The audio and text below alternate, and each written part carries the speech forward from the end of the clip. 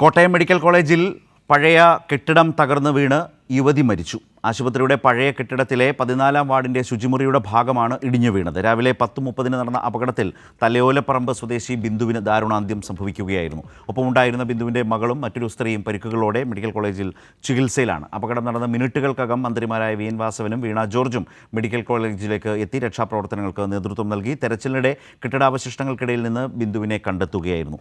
പരിക്കേറ്റവർക്ക് വിദഗ്ധ ചികിത്സയും ഉറപ്പാക്കിയിട്ടുണ്ട്. അപകടത്തിൽ രക്ഷാപ്രവർത്തനം വൈകിട്ടില്ലെന്നും മെഡിക്കൽ കോളേജിൻ്റെ ചില ഭാഗങ്ങൾ പൊളിച്ചാണ് മണ്ണുമാന്തി യന്ത്രം എത്തിച്ചതെന്നും ആരോഗ്യമന്ത്രി ആവർത്തിച്ച് വ്യക്തമാക്കിയിരുന്നു. എന്നാൽ അപകടത്തിൽ പോലും സത്യാവസ്ഥ മനസ്സിലാക്കാതെ രാഷ്ട്രീയ മുതലെടുപ്പിന് അപകടം നടന്ന നേരം മുതൽ ശ്രമം നടക്കുന്നു എന്ന, അല്ലെങ്കിൽ അത്തരം വിവാദങ്ങൾക്കുള്ള വലിയ പരിശ്രമം നടത്തുന്നു എന്നതുകൂടി കാണാതെ പോകാനാവില്ല. അപകടത്തിന് പിന്നാലെ മെഡിക്കൽ കോളേജിലെത്തിയ മുഖ്യമന്ത്രി പിണറായി വിജയൻ സംഭവസ്ഥലം സന്ദർശിച്ച് ബന്ധപ്പെട്ടവരിൽ നിന്ന് വിവരങ്ങൾ മനസ്സിലാക്കി. മുഖ്യമന്ത്രിയുടെ നേതൃത്വത്തിൽ കോട്ടയം മെഡിക്കൽ കോളേജിൽ മന്ത്രിമാരുടെയും ഉദ്യോഗസ്ഥരുടെയും അവലോകന യോഗം ചേർന്ന് തുടർ നടപടികൾക്ക് വേണ്ട നിർദ്ദേശവും നൽകി. അപകടത്തെക്കുറിച്ച് വിശദമായി അന്വേഷിക്കാൻ ജില്ലാ കളക്ടറെ ചുമതലപ്പെടുത്തി. നാളെ മുതൽ അന്വേഷണം ആരംഭിക്കും എന്നും പ്രാഥമിക റിപ്പോർട്ട് ഉടൻ നൽകാനുമാണ് സാധ്യത. 2012 മുതൽ കെട്ടിടത്തിന് ബലക്ഷയമുണ്ട് എന്ന റിപ്പോർട്ടിനെ തുടർന്നാണ് പിന്നീട് ഈ പറഞ്ഞ സർജിക്കൽ ബ്ലോക്കിന് ബദലായി വിപുലമായ കെട്ടിടം പൂർത്തിയാക്കിയത്. അതിനെ തുടർന്നാണ് ഈ സർജിക്കൽ ബ്ലോക്ക് പൂർണ്ണമായും ഉപേക്ഷിച്ചത്. അതേ തുടർന്നാണ് എന്നാൽ അതിൻ്റെ ടോയ്ലറ്റ് ബ്ലോക്കിലാണ്. കാരണം അത് പൂർണ്ണമായും ഉപേക്ഷിക്കപ്പെട്ട ഒരു കെട്ടിടമാണ്. എന്നാലും ആളുകൾ ചിലരെങ്കിലുമൊക്കെ അവിടേക്ക് പോകുന്ന സാഹചര്യം കൊണ്ടാണ് ഇന്ന് ഈ തകർച്ച ഉണ്ടായ സമയത്ത് ആ ഭാഗം തകർന്നു വീഴുമ്പോൾ അതിൽ 1-2 ആളുകൾ പെട്ടുപോകുന്ന നിലയുണ്ടായത്. അതുമായി ബന്ധപ്പെട്ടൊക്കെ തെരച്ചിലും പിന്നീട് പലതരത്തിലുള്ള പ്രതികരണങ്ങളും എല്ലാം വന്നു നിൽക്കുന്ന ഒരു സാഹചര്യമുണ്ട്. ഏതായാലും ജില്ലാ കളക്ടറുടെ റിപ്പോർട്ട് കിട്ടിയ ശേഷം ശക്തമായി നടപടിയെടുക്കാൻ തുടർന്ന് മുന്നോട്ട് പോകാനുമാണ് സർക്കാർ തലത്തിൽ ഇപ്പോൾ എടുത്തിട്ടുള്ള തീരുമാനം. കോട്ടയം മെഡിക്കൽ കോളേജിൽ നിലവിൽ 11, 14, 10 വാർഡുകളോട് ചേർന്നുള്ള ടോയ്ലറ്റ് കോംപ്ലക്സാണ് ഇടിഞ്ഞു വീണതെന്ന് principal doctor Varghese P Punnoose വ്യക്തമാക്കിയിട്ടുണ്ട്. ഏതായാലും ഇതുമായി ബന്ധപ്പെട്ടൊക്കെ കാര്യങ്ങൾ ഈ അന്വേഷണത്തെ തുടർന്നുകൂടി മുന്നോട്ട് വരേണ്ടതുണ്ട്. ഏതായാലും ഇപ്പോൾ ഇതുമായി ബന്ധപ്പെട്ട പ്രതികരണങ്ങളൊക്കെ വരുന്ന ഒരു സാഹചര്യം. നമുക്ക് ഇന്ന് ഈ ചർച്ചയിലേക്ക് നമ്മൾക്കൊപ്പം ഉണ്ടാവുക CPIM പ്രതിനിധി അഡ്വക്കേറ്റ് കെ അനിൽകുമാർ, അതുപോലെ തന്നെ സേനാപതി വേണു കോൺഗ്രസ്, അതുപോലെ തന്നെ പൊതുജനാരോഗ്യ പ്രവർത്തകനായിട്ടുള്ള പീഡിയാട്രിക് പ്രൊഫസർ SAT ആശുപത്രിയിലെ ഡോക്ടർ ജയപ്രകാശും നമ്മൾക്കൊപ്പം ഉണ്ടാകും. പൊതുജനാരോഗ്യ പ്രവർത്തകൻ എന്ന നിലയ്ക്ക് കൂടി അദ്ദേഹം. കേരളത്തിൻ്റെ ആരോഗ്യ രംഗവുമായി ബന്ധപ്പെട്ടടക്കം ചർച്ച ഉയരുന്ന ഒരു പശ്ചാത്തലം ഇതിനുണ്ട് എന്നതുകൂടി കാണേണ്ടതുണ്ട്. ഇവിടെ ഇപ്പോൾ തുടക്കത്തിൽ ഈ സംഭവ വികാസങ്ങളൊക്കെ ഇന്ന് പകലാണ്, രാവിലെ ഏതാണ്ട് ഒരു 10:30 കൂടിയാണ് സംഭവിച്ചത്. അത് മുതലുള്ള കാര്യങ്ങളുണ്ട്. ഏതായാലും ഇപ്പോൾ മൃതദേഹം തലയോലപ്പറമ്പിലെ അവരുടെ വീട്ടിൽ എത്തിച്ചിട്ടുണ്ട് എന്നതുപോലെയുള്ള വിവരങ്ങൾ കൂടിയുണ്ട്. സനോജ് നമ്മൾക്കൊപ്പം വിശദാംശങ്ങളുമായി ചേരുകയാണ്. സനോജ്, പോസ്റ്റ്മോർട്ടം നടപടികൾ പൂർത്തിയാക്കി മൃതദേഹം ബന്ധുക്കൾക്ക് വിട്ടുകൊടുത്തു. ഇപ്പോൾ തലയോലപ്പറമ്പിലെ വീട്ടിലെത്തിച്ചു കഴിഞ്ഞു, അല്ലെങ്കിൽ നാളെയാണ് സംസ്കാര ചടങ്ങുകൾ. ബന്ധുക്കൾ മൃതദേഹം ഏറ്റുവാങ്ങി മെഡിക്കൽ കോളേജിൽ നിന്നും, അല്ലെ? ഏറ്റവും പുതിയ വിവരങ്ങളിൽ നിന്ന് ആദ്യം തുടങ്ങാം. സനോജ്.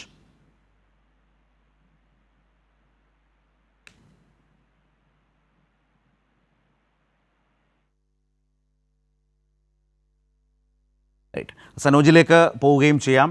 ഏതായാലും ഇപ്പോൾ അവിടെ തലയോലപ്പറമ്പിലാണ് ഇപ്പോൾ ഈ പൊതുപ്രവർത്തകരും ഒക്കെ അവിടെയാണ് ഉള്ളത് എന്ന് മനസ്സിലാക്കുന്നുണ്ട്.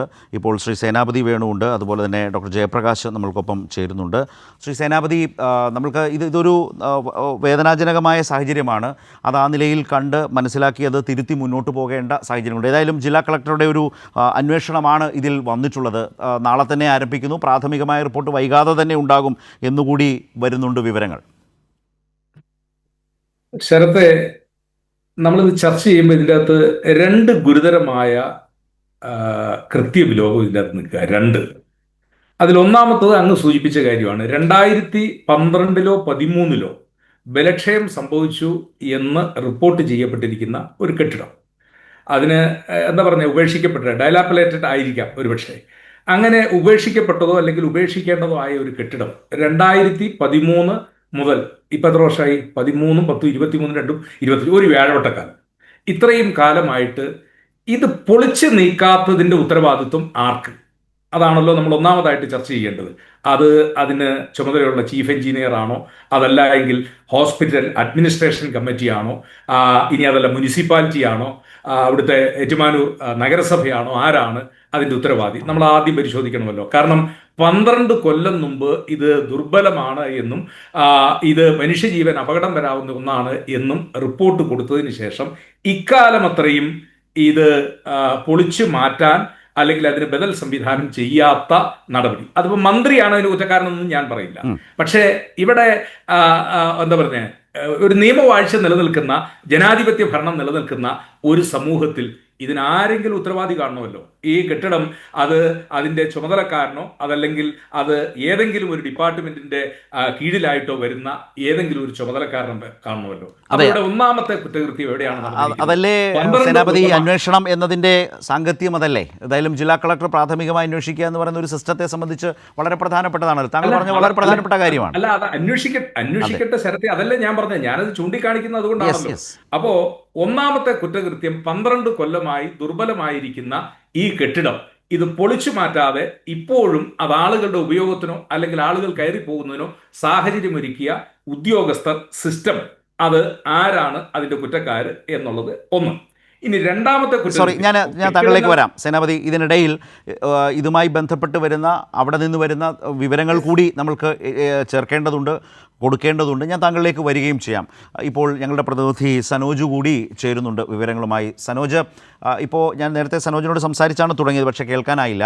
അതായത് വൈകിട്ട് പോസ്റ്റ്മോർട്ടം നടപടികളൊക്കെ പൂർത്തിയാക്കി മൃതദേഹം ബന്ധുക്കൾക്ക് വിട്ടുകൊടുത്തു അല്ലേ?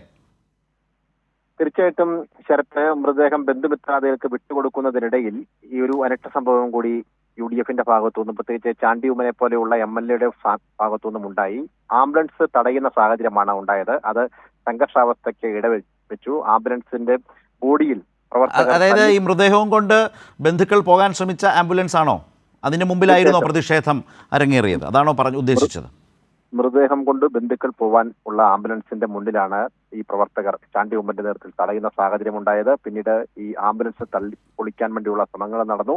ഇതിനിടയിലാണ് ശ്രമകരമായ രീതിയിൽ പ്രവർത്തകരെ, പ്രതിഷേധക്കാരെ മാറ്റിക്കൊണ്ട് വാഹനം മുന്നോട്ട് നീങ്ങി കടന്നുപോകാൻ പോലീസ് വഴിയൊരുക്കിയത്. 2 പ്രവർത്തകരെ പോലീസ് കസ്റ്റഡിയിലെടുത്തതിന്റെ അടിസ്ഥാനത്തിൽ ഇപ്പോൾ ചാണ്ടി ഉമ്മൻ ഗാന്ധിനഗർ പോലീസ് സ്റ്റേഷനിൽ കുത്തിയിരുന്ന് പ്രതിഷേധിച്ചുകൊണ്ടിരിക്കുകയാണ്. അത്തരത്തിൽ ഈ സംഭവ വികാസം രാവിലെ ഉണ്ടായ സമയം മുതൽ തന്നെ കാള പറ്റൂ എന്ന് കേട്ട ഉടൻ തന്നെ കയറെടുത്തുകൊണ്ട് പോകുന്ന ഒരു സമീപനം ഉണ്ടായി എന്നത് ഏറെ സങ്കടകരമായ കാര്യമാണ്. അതിദാരുണമായ ഒരു സംഭവ വികാസം ഉണ്ടായപ്പോൾ തന്നെ എങ്ങനെയാണ് ഇതുവഴി രാഷ്ട്രീയ മുതലെടുപ്പ് നടത്താൻ കഴിയുന്നത് എന്ന ഒരു ചിന്തയിലായിരുന്നു UDF എന്ന് വേണം പറയാൻ. രാവിലെ 10 മണിക്ക് ശേഷം 10:30 മുന്നോടിയായിട്ടാണ് ഈ അപകടം ഉണ്ടാവുന്നത്. അതുകൊണ്ട് തന്നെ ഇന്ന് മുഖ്യമന്ത്രിയുടെ മധ്യമേഖലാ അവലോകന യോഗം മെഡിക്കൽ കോളേജിന് സമീപമുള്ള തെള്ളകത്ത് നടന്നുകൊണ്ടിരിക്കുകയായിരുന്നു. ഈ സംഭവം ആദ്യം ഈ മെഡിക്കൽ കോളേജിൽ ഇത്തരത്തിലൊരു ഇൻസിഡന്റ് ഉണ്ടായി എന്ന് ആദ്യം അറിയുന്നത് നമ്മളായിരുന്നു. നമുക്ക് പിന്നാലെ മറ്റു മാധ്യമങ്ങൾ കൂടി സംഭവ സ്ഥലത്തേക്ക് വന്നു. നമ്മൾ എത്തി 10 മിനിറ്റ് കഴിയുന്നതിന് മുന്നേ സ്ഥലം MLA കൂടിയായിട്ടുള്ള മന്ത്രി VN വാസവൻ സ്ഥലത്തെത്തി സ്ഥിതിഗതികൾ വിലയിരുത്തി. മന്ത്രി വീണ ജോർജ് പിന്നാലെ എത്തി. അതിനുശേഷം ആശുപത്രി സൂപ്രണ്ടായിട്ട് സനോജ്, നമ്മൾ ഇന്ന് ഏതാണ്ട് ആ സമയം മുതൽ കേൾക്കുന്ന കാര്യമാണ്. പക്ഷേ ഇതുമായി ബന്ധപ്പെട്ട് വരുന്ന വിവരങ്ങളിൽ ആളുകളിലേക്ക് കൂടുതലായി എത്തിക്കാൻ എല്ലാവരും ശ്രദ്ധിച്ചിട്ടുള്ളത് രക്ഷാപ്രവർത്തനം വൈകി എന്ന നിലയിലേക്കുള്ള ഒരു പ്രചാരണം ഉണ്ടായി, അല്ലെങ്കിൽ അങ്ങനെ ഒരു തരം നിരീക്ഷണമോ പറച്ചിലോ ഉണ്ടായിരുന്നു. താങ്കൾ പറഞ്ഞു, ഇപ്പോൾ സനോജ് പറഞ്ഞു, അവിടേക്ക് ആദ്യം എത്തിയ മാധ്യമപ്രവർത്തകരിൽ ഒരാളാണ്, അല്ലെങ്കിൽ ആദ്യം എത്തിയ ആളാണ് മാധ്യമപ്രവർത്തകൻ എന്ന നിലയിൽ. അങ്ങനെ രക്ഷാപ്രവർത്തനം, തെരച്ചിലിന് കാലതാമസം ഉണ്ടായി എന്ന ആക്ഷേപത്തിനോ ആക്ഷേപത്തിനോ എത്രമാത്രം കഴമ്പുണ്ട്? തികച്ചും അടിസ്ഥാനരഹിതമായ ഒരു ആരോപണമാണ്. കാരണം രാവിലെ എത്തിയ മന്ത്രിമാർ 2 പേരും മടങ്ങിയത് വൈകുന്നേരം 6 മണിയോടുകൂടിയാണ്. അതുവരെ ഈ പ്രവർത്തനവുമായി ബന്ധപ്പെട്ടുകൊണ്ടുള്ള ആ കാര്യങ്ങൾ ഏകോപിപ്പിക്കുന്ന കാര്യത്തിൽ 2 മന്ത്രിമാരും സൂപ്രണ്ടും ഉൾപ്പെടെയുള്ള ഉന്നതതല ഉദ്യോഗസ്ഥരും സംഭവ സ്ഥലത്തുണ്ടായിരുന്നു. ഈ കാര്യങ്ങൾ അറിയാതെയുള്ള പ്രചരണങ്ങളാണ് നടന്നുകൊണ്ടിരിക്കുന്നത്. 4 ഭാഗങ്ങളിലും ബഹുനില കെട്ടിടങ്ങളാൽ ചുറ്റപ്പെട്ട ഒരു പ്രദേശത്തിന്റെ നടുമുറ്റം എന്ന നിലയിൽ, നമുക്കറിയാം പണ്ട് കാലഘട്ടങ്ങളിൽ വീടിന്റെ നടുമുറ്റം എന്ന് പറയപ്പെടുന്ന കുറച്ച് പ്രദേശം പോലെ ഈ 4 കെട്ടിടങ്ങളുടെ നടുഭാഗത്തായിട്ട് ഒരു നടുമുറ്റം പോലെയുള്ള ഒരു കുറച്ച് വിശാലമായ പ്രദേശം, ആ പ്രദേശത്തേക്കാണ് ഈ കെട്ടിടത്തിന്റെ ഒരു ചെറിയ ഭാഗം തകർന്ന് താഴേക്ക് വീഴുന്ന സാഹചര്യം ഉണ്ടായത്. ആദ്യഘട്ടത്തിൽ 2 പേർ മാത്രമാണ് അപകടത്തിൽ പരിക്കേറ്റത് എന്നുള്ളതാണ് ആ പ്രദേശത്ത് നിന്ന് ആളുകൾ എല്ലാവരും നൽകിയ വിശദീകരണവും വിവരവും. അവരെ രക്ഷപ്പെടുത്തുകയും അവർക്ക് പ്രാഥമിക ചികിത്സ നൽകുകയും അവരുടെ പരിക്ക് ഗൗരവമുള്ളതല്ല എന്ന് മനസ്സിലാക്കുകയും ചെയ്തു. അത് ഉടനെ സംഭവിച്ചു എന്നാണോ? 10:30 അപകടം ഉണ്ടാകുന്നു. ഈ ഇപ്പോൾ പറഞ്ഞ 2 പേരെ അപ്പോൾ തന്നെ രക്ഷപ്പെടുത്തി എന്നാണോ?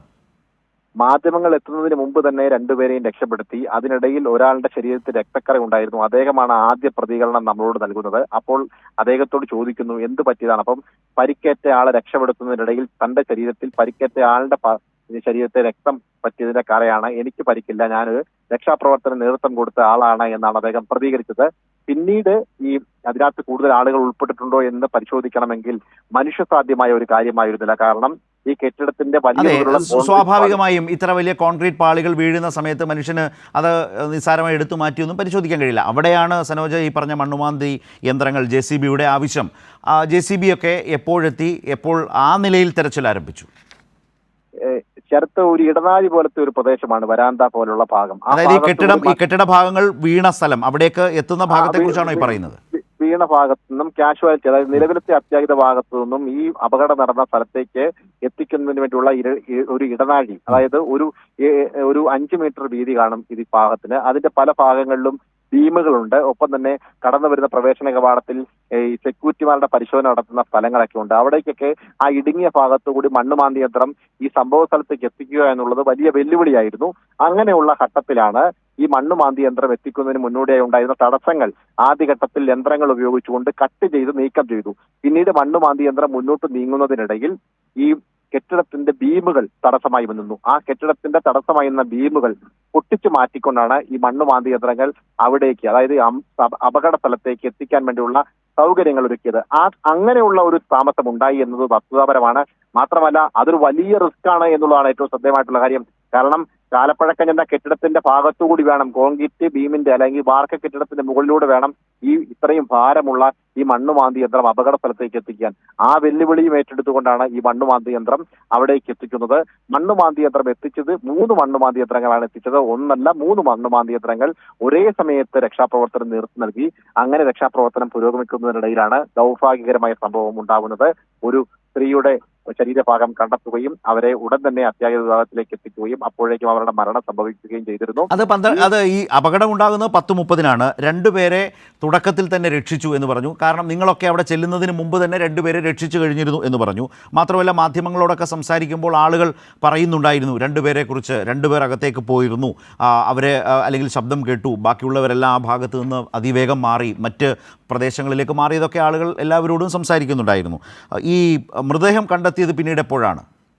ഒരാൾ കുടുങ്ങിക്കിടപ്പുണ്ട് എന്ന വാർത്ത പോലും അറിയപ്പെടുന്നത് ഈ അപകടം നടന്ന് 2 പേരെ രക്ഷപ്പെടുത്തി കഴിയുന്ന കുറെ സമയത്തിന് ശേഷമാണ്, 11 മണിക്ക് ശേഷമാണ്. അതായത് ഈ ഇങ്ങനെ ഒരു ആളെ കാണാനില്ല എന്ന ഒരു കാര്യം ഒരു കിടപ്പ് രോഗിയാണ് ആദ്യം അവിടെ ബന്ധുമിത്രാദികളുമായി പങ്കുവെക്കുന്നത്. പിന്നീട് ആ ചികിത്സയിൽ കഴിഞ്ഞ ഡിപ്പാർട്ട്മെന്റിൽ അറിയിക്കുന്നു. ആ ഡിപ്പാർട്ട്മെന്റിൽ അറിയിച്ച ആ മെസ്സേജ് മെഡിക്കൽ കോളേജിന്റെ എല്ലാ ഡിപ്പാർട്ട്മെന്റുകളിലേക്കും പാസ് ചെയ്യുന്നു. അവർക്ക് വേണ്ടി വ്യാപകമായ പരിശോധന നടന്നു. അപ്പോഴേക്കും അവരെ കണ്ടെത്താൻ കഴിയുന്നില്ല. അപ്പോഴാണ് ഇതിനുള്ളിൽ ആരെങ്കിലും കുടുങ്ങിക്കിടപ്പുണ്ടോ എന്ന് സംശയം ഉണ്ടാവുകയും പരിശോധന കുറെ കൂടുതൽ ഊർജിതമാവുകയും ചെയ്യുന്നത്. ആദ്യഘട്ടത്തിൽ ഇങ്ങനെ ഒരാളെ കാണാനില്ല എന്ന ഒരു വാർത്ത ഉണ്ടാവുന്നേയില്ല. 2 പേർ മാത്രമാണ് അപകടത്തിൽ പെട്ടത്. അവരെ രക്ഷപ്പെടുത്തുകയും ചെയ്തു. മൂന്നാമതൊരാൾ കൂടി അങ്ങനെ ഒരു തോന്നൽ ഉണ്ടാവാൻ കാരണം എന്താണ്? കാരണം ഇത് ഈ മെഡിക്കൽ കോളേജ് അധികൃതരും മന്ത്രിമാരും ഒക്കെ പറഞ്ഞത് ഇത് കാലപ്പഴക്കം കൊണ്ട് പൂർണ്ണമായും പ്രവർത്തനം ഉപേക്ഷിച്ച് ഒരു കെട്ടിടമാണ്. അവിടെ ഉണ്ടായിരുന്ന വാർഡുകളൊക്കെ മറ്റ് വാർഡുകളിലേക്ക് മാറ്റി. അവിടെ മറ്റൊരു സർജിക്കൽ ബ്ലോക്ക്, വളരെ വലിയൊരു സർജിക്കൽ ബ്ലോക്ക്, ഇത് 68 വർഷം മുമ്പുള്ളൊരു കെട്ടിടമാണ്. മറ്റൊരു സർജിക്കൽ ബ്ലോക്ക് പൂർത്തീകരിച്ചു കഴിഞ്ഞു. 365 ബെഡ് ഉണ്ടായിരുന്ന ഈ ഭാഗത്തിന് പകരം 565 ബെഡുള്ള സർജിക്കൽ ബ്ലോക്ക് പൂർത്തീകരിച്ചു. അപ്പോൾ അത് പൂർത്തീകരിച്ച് മന്ത്രി തന്നെ പറയുന്നു കഴിഞ്ഞ മാസം യോഗം ചേർന്ന് ഷിഫ്റ്റിംഗ് പ്ലാൻ ചെയ്തു. അതിൻ്റെ അടിസ്ഥാനത്തിൽ എല്ലാം മാറ്റി ഇത് ഉപേക്ഷിക്കപ്പെട്ട പ്രവർത്തിക്കാത്ത വാർഡുകളില്ലാത്ത അല്ലെങ്കിൽ ഒക്കെയുള്ള ഒരു പ്രദേശമായതുകൊണ്ടാണോ അവിടെ എത്തിച്ചേർന്ന ആളുകളാകെയും ഈ 2 അധികം ആളുകൾ അതിലുണ്ടാകില്ല എന്നൊരു ബോധ്യം എല്ലാവർക്കും ഒരു തോന്നൽ ശക്തമായി വന്നത് അവിടെയാണോ? 2 പേരെ രക്ഷിച്ചു കഴിഞ്ഞപ്പോഴേക്കും ഇനി ഒരാൾ പോലും അതിലുണ്ടാകില്ല എന്ന രീതിയിൽ ആളുകൾക്കൊരു ധാരണ ഉണ്ടായത് തന്നെ അത് ആ നിലയിൽ പ്രവർത്തിക്കാത്ത ഒന്നാണ്. ആകെ അവിടെ ഉള്ളത് ഈ പറഞ്ഞൊരു ടോയ്ലറ്റ് ബ്ലോക്കാണ്. അതും ഉപേക്ഷിക്കപ്പെട്ട ഒരു കെട്ടിടത്തിൻ്റെ ഭാഗമായി അവിടെ ഉള്ളതാണ്. അത് പാടുണ്ടോ എന്നുള്ളത് വേറെ കാര്യം. പക്ഷേ അവിടെ ആ നിലയിലെ ആളുകളുള്ളൂ എന്നായിരുന്നോ അവിടെ ഒത്തുകൂടിയ ആളുകൾ? ഈ കൂട്ടിരിപ്പുകാർ, അതുപോലെ ആശുപത്രി ജീവനക്കാർ, പോലീസ്, അഗ്നിശമന സേനാ വിഭാഗം, ഡോക്ടർമാർ, ഇവരെല്ലാവരും ചേരുന്ന ഒരു വല്ലാത്തൊരു സാഹചര്യമാണ്. ഇവർക്ക് എല്ലാവർക്കും അധികം ആളുണ്ടാവില്ല എന്നൊരു ശക്തമായ തോന്നൽ ഈ 2 പേരെ കിട്ടിയ സമയത്ത് തന്നെ, രക്ഷപ്പെടുത്തിയ സമയത്ത് തന്നെ തോന്നിയോ? ഉപയോഗിക്കാൻ പാടില്ല എന്ന് നിർദ്ദേശിച്ചിരുന്ന ഒരു ശുചിമുറിയിലാണ് ഇത്തരം ഒരു ഇൻസിഡന്റ് ഉണ്ടാകുന്നത്. മറ്റിടങ്ങളിൽ ആളുകൾക്ക് പോകാൻ വേണ്ടിയുള്ള ക്രമീകരണം എന്ന നിലയിൽ മറ്റൊരു ശുചിമുറി ഉണ്ടായിരുന്നു. അവിടേക്ക് ദിനം പ്രതി നിരവധി രോഗികൾ, മെഡിക്കൽ കോളേജിനെ സംബന്ധിച്ച് പറയുമ്പോൾ 100 പേർക്ക് ചികിത്സ കൊടുക്കേണ്ട ഇടത്തേക്ക് 1000 പേരെത്തുന്നു. അതിൻ്റെതായ വലിയ തിരക്ക്, 100 കണക്കിന് 1000 രോഗികളും കൂട്ടിരിപ്പുകാരും നിത്യേന വന്നു പോകുന്ന പ്രധാനപ്പെട്ട ഒരു കേന്ദ്രമാണ്. അപ്പോൾ പലപ്പോഴും ഈ തിരക്കുള്ള ശുചിമുറിയുണ്ട്. ആ ശുചിമുറി ഉള്ളത് കൊണ്ട് തന്നെ അവിടെ പോയാൽ തിരക്കാണ് എന്ന് കരുതിയിട്ടായിരിക്കാം ഈ അപകടത്തിൽപ്പെട്ട വീട്ടമ്മ തിരക്കില്ലാത്ത അടഞ്ഞു കിടക്കുന്ന ഒരു ശുചിമുറി ഇന്ന സ്ഥലത്തുണ്ട് എന്ന് നേരത്തെ കിടപ്പുരോഗിയുടെ കൂട്ടിരിപ്പുകാരായതുകൊണ്ട് തന്നെ ഈ കാര്യം നേരത്തെ മനസ്സിലാക്കിയതിന്റെ അടിസ്ഥാനത്തിലായിരിക്കണം അവർ ഈ ആളൊഴിഞ്ഞ് തിരക്കില്ലാത്ത ഈ ശുചിമുറിയിലേക്ക് പോവുകയും അവിടെ ഈ അപകടം സംഭവിക്കുകയും ചെയ്തിട്ടുണ്ടാവുക എന്നാണ് ഞാൻ മനസ്സിലാക്കുന്നത്. കാരണം അവിടേക്ക് ആളുകൾ ദിനം പ്രതി നിത്യേന നിരവധി ആളുകൾ പോകുന്ന ഒരു പ്രധാനപ്പെട്ട ശുചിമുറി ആയിരുന്നുവെങ്കിൽ കൂടി ഇതിനേക്കാൾ വലിയൊരു ദുരന്തം അവിടെ സംഭവിക്കുമായിരുന്നു. കാരണം അങ്ങനെ ആളുകൾ പോവാത്ത ഒരിടത്താണ് ഇത്ര ഒരു ഇൻസിഡന്റ് ഉണ്ടായത്. അതുകൊണ്ടാണ് ഒരാളുടെ അപകടത്തിന് ഇടയാക്കുന്ന തരത്തിലേക്ക് ഈ ദുരന്തം ലഘൂകരിക്കാൻ ഇടയാക്കിയത് എന്നുള്ളതാണ് പ്രധാനപ്പെട്ട കാര്യം. പോവാൻ പാടില്ല എന്ന് നിർദ്ദേശിച്ചിരുന്നു എന്നുള്ളതാണ് സൂപ്രണ്ടും മറ്റ് ബന്ധപ്പെട്ട അധികാരികളും ഇപ്പോഴും വ്യക്തമാക്കിക്കൊണ്ടിരിക്കുന്നത്. ശരത്ത്, അതുപോലെ തന്നെ വളരെ പ്രധാനപ്പെട്ട കാര്യങ്ങൾ പിന്നീട് 12 മണിയോടുകൂടിയാണ് ഈ മൃതദേഹം കണ്ടെത്തുന്നത്. പുറത്തെടുത്തെങ്കിലും ബിന്ദുവിനെ എത്തിച്ചുവെങ്കിലും ജീവൻ രക്ഷിക്കാനായില്ല. 12 മണിയോടുകൂടി രാവിലെ 10:30 ഈ അപകടം സംഭവിക്കുന്നത്. നേരത്തെ പറഞ്ഞതുപോലെ മന്ത്രിമാർ ഈ സംഭവം അറിഞ്ഞ ഉടനെ അവിടെ എത്തി. ഈ 4 വശവും ബഹുനില കെട്ടിടങ്ങൾ, അതിനുള്ളിലൂടെ JCBക്കും മറ്റും പോകാനുള്ള വലിയ വൈഷമ്യങ്ങൾ, ബുദ്ധിമുട്ടുകൾ അതൊക്കെ നീക്കം ചെയ്ത് 3 JCBകൾ അവിടെ എത്തിച്ചാണ് തെരച്ചിൽ നടത്തിയത്. ഈ ഉപേക്ഷിക്കപ്പെട്ട കെട്ടിടം എന്ന നിലയ്ക്ക് ബലക്ഷയം എന്നത് കണ്ടെത്തിയതിൻ്റെ അടിസ്ഥാനത്തിൽ മറ്റ് കെട്ടിടം അവിടെ പണിയുകയും അതേ തുടർന്ന് ഇത് പൂർണ്ണമായും പ്രവർത്തനം ഒരു തരത്തിലും ഉപയോഗിക്കാത്ത നിലയിലേക്ക് മാറിയതാണ്. അതേസമയം ചോദിക്കുന്നൊരു ചോദ്യമുണ്ട്, സ്വാഭാവികമാണ് സനോജ്. ഒന്ന്, അങ്ങനെയാണെങ്കിൽ ആ കെട്ടിടം പൊളിച്ചു കളയേണ്ടതല്ലേ? അല്ലെങ്കിൽ അവിടെ മുന്നറിയിപ്പ് ബോർഡെങ്കിലും മിനിമം ഉണ്ടാകേണ്ടതല്ലേ? പക്ഷേ ആളുകൾക്ക് നല്ല ധാരണയുണ്ടായിരുന്നു. കാരണം ഇത് പൂർണ്ണമായി ഉപേക്ഷിച്ചതാണ്, ഇത് ബലക്ഷയമുള്ളതാണ്, അതുകൊണ്ടാണ് ഈ കെട്ടിടത്തിലെ എല്ലാ പ്രവർത്തനങ്ങളും അവസാനിപ്പിച്ചത് എന്ന നിലയിൽ നല്ല ധാരണ കോട്ടയം മെഡിക്കൽ കോളേജിലേക്ക് വരുന്ന ആളുകൾക്ക്, അവിടെ പ്രവേശിപ്പിക്കപ്പെടുന്ന രോഗികളുടെ കൂട്ടിരിപ്പുകാർക്കൊക്കെ നല്ല ധാരണ ഉണ്ടാകും വിധം ഒരു അറിവിനുള്ള സാധ്യതയുണ്ടോ? അങ്ങനെ ഒരു മുന്നറിയിപ്പ് അവിടെ ഉണ്ടായിരുന്നോ? കാലപ്പഴക്കം എന്ന കെട്ടിടം എന്ന നിലയിൽ ഈ കെട്ടിടത്തിന്റെ പല ഭാഗങ്ങളിലെ ബെഡുകളും സംവിധാനങ്ങളും പൂർണ്ണമായും ഒഴിവാക്കിക്കൊണ്ട് പ്രവേശനം നിരോധിക്കപ്പെട്ട സാഹചര്യങ്ങൾ ഇവിടെ ഉണ്ട് എന്നുള്ളത് വസ്തുതാപരമായ കാര്യമാണ്. മാത്രമല്ല 2013 ഈ കെട്ടിടം ബലക്ഷയമുണ്ട് എന്നുള്ള റിപ്പോർട്ട് ഉണ്ടായിരുന്നു. ആ റിപ്പോർട്ട് ഉണ്ടായതിന്റെ അടിസ്ഥാനത്തിലാണ് LDF സർക്കാർ അധികാരത്തിൽ വന്നതിന് ശേഷം ഈ കെട്ടിടം പൊളിച്ച് വേറൊരു കെട്ടിടം പണി കഴിക്കണമെന്നുള്ള തീരുമാനത്തിലേക്ക്. അല്ല, അപ്പോൾ ഈ 2013 കെട്ടിടത്തിന്റെ ബലക്ഷയ റിപ്പോർട്ട് വന്നതിന് ശേഷം, ഇപ്പോൾ സനോജ് പറയുന്ന പോലാണെങ്കിൽ 2016 LDF സർക്കാർ അധികാരത്തിൽ വന്നത്. അപ്പോൾ പുതിയ കെട്ടിടം പണിയാനുള്ള, വലിയ കെട്ടിടം പണിയാനുള്ള, സൂപ്പർ സ്പെഷ്യാലിറ്റി ബ്ലോക്ക് പണിയാനുള്ള പ്ലാനായി, അതിന് പണമായി, അത് മുന്നോട്ട് പോയി. അത് വേറൊരു കാര്യം. ഇപ്പോൾ ഈ 13 ബലക്ഷയത്തിൻ്റെ റിപ്പോർട്ട് വന്നതിന് ശേഷം 2013, 2014, 2015, 2016 സർക്കാർ മാറ്റം. ഈ കാലയളവിൽ അപ്പോൾ എന്താണ് സംഭവിച്ചത്? ബലക്ഷയത്തിൻ്റെ റിപ്പോർട്ട് വന്നപ്പോൾ ഒരു ഇടപെടലും അന്ന് കേരളത്തിന്റെ മുഖ്യമന്ത്രിയായിരുന്ന കോട്ടയം ജില്ലയുടെ ഉമ്മൻചാണ്ടി ഈ കാര്യത്തിൽ ഒരു ഇടപെടലും നടത്തിയില്ല. VS ശിവകുമാർ ആരോഗ്യമന്ത്രിയായിരുന്നപ്പോൾ എന്ത് ഇടപെടൽ? അല്ല, ഇന്ന് ചാണ്ടി ഉമ്മനോട് ആരെങ്കിലും മാധ്യമപ്രവർത്തകർ അത് ചോദിച്ചോ? അത്തരം ചോദ്യങ്ങൾ ആരുടെയും ഭാഗത്തുനിന്നും ഉണ്ടായില്ല. അദ്ദേഹം അവിടെ എഴുതി, അദ്ദേഹത്തിന്റെ പിതാവ് ഉമ്മൻചാണ്ടിയുടെ കാലത്ത് ബലക്ഷയം എന്ന റിപ്പോർട്ടിൻ്റെ അടിസ്ഥാനത്തിൽ ചൂണ്ടിക്കാട്ടിയ റിപ്പോർട്ട് കിട്ടി അദ്ദേഹത്തിൻ്റെ സ്വന്തം ജില്ലാ ആസ്ഥാനത്ത് ഇന്നിപ്പോൾ മുഖ്യമന്ത്രി കാണാൻ എന്ന് എഴുതി വെക്കുന്നു എന്ന വാർത്തകളൊക്കെ കണ്ടിരുന്നു. ഏതോ ഒരു കല്ലോ കട്ടയോ എടുത്ത് അതിൽ എഴുതി വെക്കുന്നു എന്ന് പറഞ്ഞ് മാധ്യമങ്ങൾ ആ വാർത്ത ചെയ്തിരിക്കുന്നത് നമ്മളൊക്കെ കണ്ടു. ഞാൻ ചോദിച്ചത്, അദ്ദേഹത്തിൻ്റെ പിതാവ് മുഖ്യമന്ത്രിയായിരിക്കെ അദ്ദേഹത്തിൻ്റെ കൈകളിലേക്കാണ് സ്വന്തം ജില്ലയിലും ജില്ലാ ആസ്ഥാനത്തെയും ഈ ബ്ലോക്ക് ഏറ്റവും അപകടകരമായ നിലയിലാണ്, ബലക്ഷയമുള്ളതാണ് എന്ന് പറഞ്ഞൊരു റിപ്പോർട്ട് എത്തിയത്. അന്ന് എന്ത് ചെയ്തു എന്നൊരു ചോദ്യം, അത് പ്രധാനമല്ലേ? നിശ്ചയമായും ഓരോ ജീവനും വിലപ്പെട്ടതാണ്. ആ നിലയിൽ അത് സംഭവിക്കാൻ പാടില്ലാത്തതാണ്. ഇതുവരെ ആ നിലയിൽ സംഭവിക്കാതിരിക്കാൻ ആ കെട്ടിടത്തിൻ്റെ പ്രവർത്തനം അവസാനിപ്പിച്ച് പുതിയ വലിയ കെട്ടിടം പണിത് സൂപ്പർ സ്പെഷ്യാലിറ്റി യൂണിറ്റ് കൊണ്ടുവന്ന് ആ നിലയിലൊക്കെ കാര്യങ്ങൾ മുന്നോട്ട് കൊണ്ടുപോയി. അതിനിടയിലാണ് ഈ നിർഭാഗ്യകരമായ ഈ സംഭവം ഉണ്ടായത്. ഒരു ജീവൻ പോലും നഷ്ടപ്പെടാൻ പാടില്ലായിരുന്നു. പക്ഷേ ഈ റിപ്പോർട്ട് കിട്ടിയ കാലത്ത് എന്ത് ചെയ്തു അങ്ങയുടെ സർക്കാരും അങ്ങയുടെ പിതാവും ആ കാലത്തെ സർക്കാരും എന്നൊരു ചോദ്യം ചാണ്ടി ഉമ്മൻ നേരിടണ്ടേ? തീർച്ചയായിട്ടും ശരത്ത്, ഒരു വിരൽ ചൂണ്ടുമ്പോൾ 3 വിരലും തന്റെ നേരെയാണെന്നുള്ള ബോധ്യം ചാണ്ടിയുമ്മൻ ഉണ്ടാവേണ്ടതാണ്. കാരണം തന്റെ പിതാവ് മുഖ്യമന്ത്രിയായിരുന്ന കാലഘട്ടത്തിൽ ഇത്തരത്തിലൊരു റിപ്പോർട്ട് കിട്ടിയിട്ട് ആ റിപ്പോർട്ടിന്മേലെ ഒരു നടപടിയും സ്വീകരിക്കാതെ അടയിരിക്കുന്ന ഒരു സമീപനമാണ് ആ സർക്കാർ സ്വീകരിച്ചത്. സനോജ് പറയുന്നത് ആ മനസാക്ഷി കുത്തുകൊണ്ട് ആംബുലൻസിന് മുമ്പിൽ കുത്തിയിരുന്നു എന്നാണോ? അങ്ങനെ വേണമെങ്കിൽ നമുക്ക് ചൂണ്ടിക്കാണിക്കാൻ പറ്റും. ഇപ്പോൾ ആംബുലൻസിന്റെ മുന്നിൽ കുത്തിയിരുന്ന് പ്രതിഷേധിച്ച് 2 പേരെ കസ്റ്റഡിയിലെടുത്ത ആളുകളെ വിട്ടുകെട്ടണമെന്ന് ആവശ്യപ്പെട്ടുകൊണ്ട് ഇപ്പോൾ ഗാന്ധിനഗർ പോലീസ് സ്റ്റേഷനിൽ ഇപ്പോൾ കുത്തിയിരിക്കുന്ന സമര നാടകങ്ങൾ ഇവിടെ അരങ്ങേറിക്കൊണ്ടിരിക്കുന്ന കാഴ്ചയാണ് കാണാൻ കഴിയുന്നത്. അതിനിടയ്ക്ക് ഇപ്പോൾ ഈ പുതുതായി പണി കഴിച്ച കെട്ടിടത്തിലേക്ക് രോഗികളെ മാറ്റിപ്പാർപ്പിക്കുന്നതിന് വേണ്ടി ഡിവൈഎഫ്ഐ ഉൾപ്പെടെയുള്ള NGO യൂണിയൻ ഉൾപ്പെടെയുള്ള സന്നദ്ധ പ്രവർത്തകർ ഈ രാത്രിയിൽ ഇവിടെ ഈ പുതിയ ബിൽഡിംഗ് ശുചീകരിച്ചുകൊണ്ട് സർജിക്കൽ ബ്ലോക്ക് അല്ലേ സർജിക്കൽ ബ്ലോക്കിലേക്ക് നാളെ രോഗികളെ പ്രവേശിപ്പിക്കുന്നതിന് വേണ്ടിയുള്ള ശുചീകരണ പ്രവർത്തനം നൂറുകണക്കിന് പ്രവർത്തകരുടെ നേതൃത്വത്തിൽ ഇപ്പോൾ ഇവിടെ നടന്നുകൊണ്ടിരിക്കുന്ന ആ കാഴ്ചകൾ കൂടി നമ്മൾ കണ്ടുകൊണ്ടിരിക്കുകയാണ്. ഞാനിപ്പോൾ ഈ പുതിയ സർജിക്കൽ ബ്ലോക്ക് 68 വർഷം പഴക്കമുള്ള ഈ സർജിക്കൽ ബ്ലോക്കിൽ ഏതാണ്ട് 360ഓളം കിടക്കകൾ ബെഡുകളാണ് ഉണ്ടായിരുന്നത് അല്ലെ? അത്ര പേരെ കിടത്തി ചികിത്സിക്കാമായിരുന്നു. പുതിയ ബ്ലോക്കിലോ?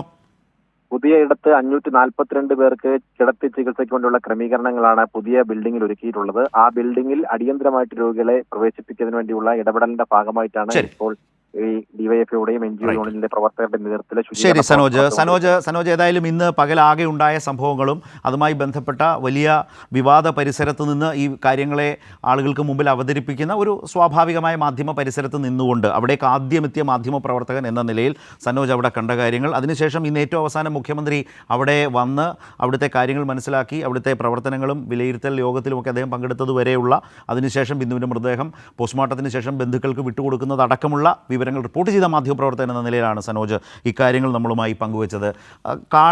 പ്രേക്ഷകർക്ക് ഇത് കേൾക്കുന്ന പ്രേക്ഷകർക്ക് നമ്മുടെ ഒരു യുക്തിക്കനുസരിച്ച് വസ്തുനിഷ്ഠമായി കാര്യങ്ങളെ കാണാം. ശ്രീ അനിൽകുമാർ കൂടി ചർച്ചയ്ക്കൊപ്പം ചേരുന്നുണ്ട്. നേരത്തെ ശ്രീ സേനാപതി വേണുവാണ് ശ്രീ അനിൽകുമാർ സംസാരിച്ചത്.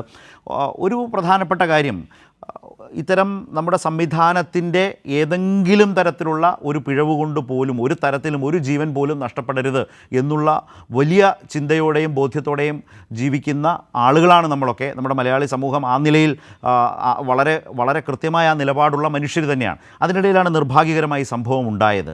അതിലാണ് ഒരാളുടെ ജീവൻ പൊലിഞ്ഞത്. ഇതിൽ നിന്ന് പഠിക്കേണ്ട പാഠം എന്താണ്? ഒന്ന്, കാരണം ഒരു വലിയ കെട്ടിടം അത് ബലക്ഷയമുള്ളതാണെന്ന് തിരിച്ചറിഞ്ഞ് അധികാരം കിട്ടിയ നാൾ മുതൽ അവിടെ നിന്ന് അതിനെ മാറ്റി മികവുറ്റതാക്കാൻ വേണ്ടിയുള്ള വലിയ പരിശ്രമങ്ങൾ അതിൻ്റെ പൂർണ്ണമായ ഒരു അന്തിമഘട്ടത്തിൽ എത്തുമ്പോഴാണല്ലോ ഇതൊക്കെ സംഭവിക്കുന്നത്. ഇതിൽ നിന്ന് മനസ്സിലാക്കേണ്ട പഠിക്കേണ്ട പാഠം നമ്മുടെ സംവിധാനങ്ങൾ എന്താണ് ശ്രീ അനിൽകുമാർ? പലതും പറയുന്നുണ്ട്. ഇപ്പോൾ സേനാപതി വേണു പറഞ്ഞ കാര്യം, അങ്ങനെ ബലക്ഷയമുള്ളതാണ് എങ്കിൽ എന്തുകൊണ്ടത് പൊളിച്ചു നീക്കിയില്ല?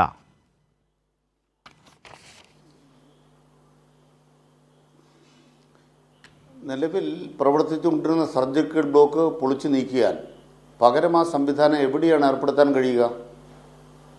അതുകൊണ്ട് പുതിയ സംവിധാനം വരുന്നത് വരെ നിലവിലുള്ളത് തുടരാൻ നിർബന്ധിതമായി. അത് നമ്മുടെ കേരളത്തിൻ്റെ ദുര്യോഗമാണ്. നമ്മുടെ കേരളത്തിൻ്റെ പശ്ചാത്തല മേഖലയ്ക്ക് പൊതുവിൽ ഫണ്ട് ലഭ്യമാകുന്നില്ല എന്ന ഗുരുതരമായ പ്രശ്നമായിരുന്നു നമ്മുടെ കേരളം അഭിസംബോധന ചെയ്തിരുന്നത്. അതിന് പരിഹാരമായിട്ടാണ് കേരളത്തിലെ ഇടതുപക്ഷ ജനാധിപത്യ മുന്നണി കിബി എന്ന മാതൃകയെ മുന്നോട്ട് വച്ചത്. കിബി എന്ന മാതൃക ഇല്ലായിരുന്നെങ്കിൽ ഇപ്പോൾ എന്താ സംഭവിക്കുക? ഒന്നാം പിണറായി സർക്കാർ ഏതാണ്ട് 200 കോടി രൂപയാണ് കോട്ടയം മെഡിക്കൽ കോളേജിന് മാറ്റിവെച്ചത്. രണ്ടാം പിണറായി സർക്കാരിൻ്റെ കാലമായപ്പോൾ 527 കോടി രൂപ. അപ്പോൾ രണ്ട് സർക്കാരുകളോട് കൂട്ടിയാൽ ഏതാണ്ട് 727 കോടി രൂപ സംസ്ഥാന സർക്കാർ തന്നെ. ഇതുകൂടാതെ മറ്റ് ഫണ്ടുകൾ കൂടി ലഭ്യമാക്കിക്കൊണ്ട് 1000 കോടി രൂപയുടെ ഒരു വികസനത്തിൻ്റെ കുതിപ്പാണ്. ആ കുതിപ്പിനകത്ത് 3 നില കെട്ടിടത്തിൻ്റെ കൂടിച്ചേർത്ത് നിർമ്മിക്കപ്പെട്ടിരുന്ന ഒരു ബാത്റൂം കോംപ്ലക്സ് തകർന്നു.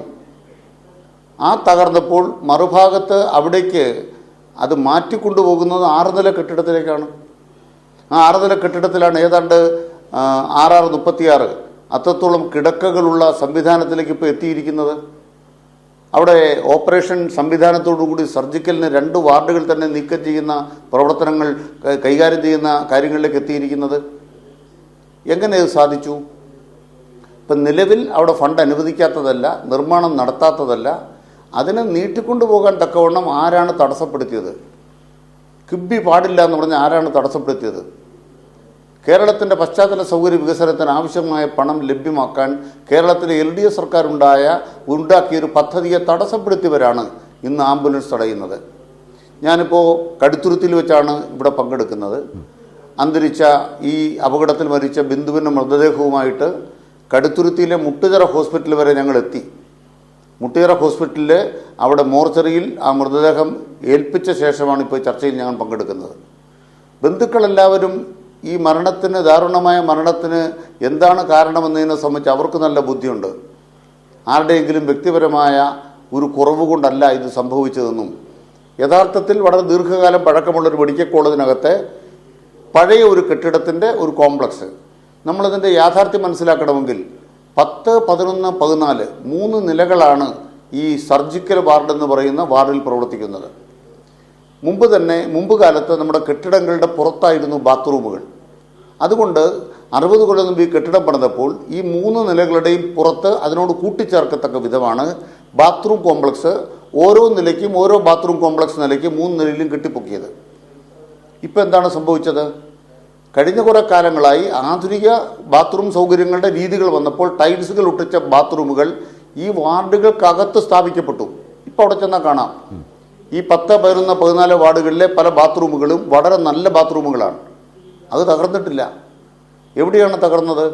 പണ്ടുണ്ടായിരുന്ന ബാത്റൂം കോംപ്ലക്സ് അതിന് ഏറ്റവും താഴെയുള്ള 1-2 നിലകളുണ്ട്. ആ 1-2 നിലകളിൽ ആരെങ്കിലും ബാത്റൂമിൽ പോയിരുന്നോ? പോയിട്ടില്ല.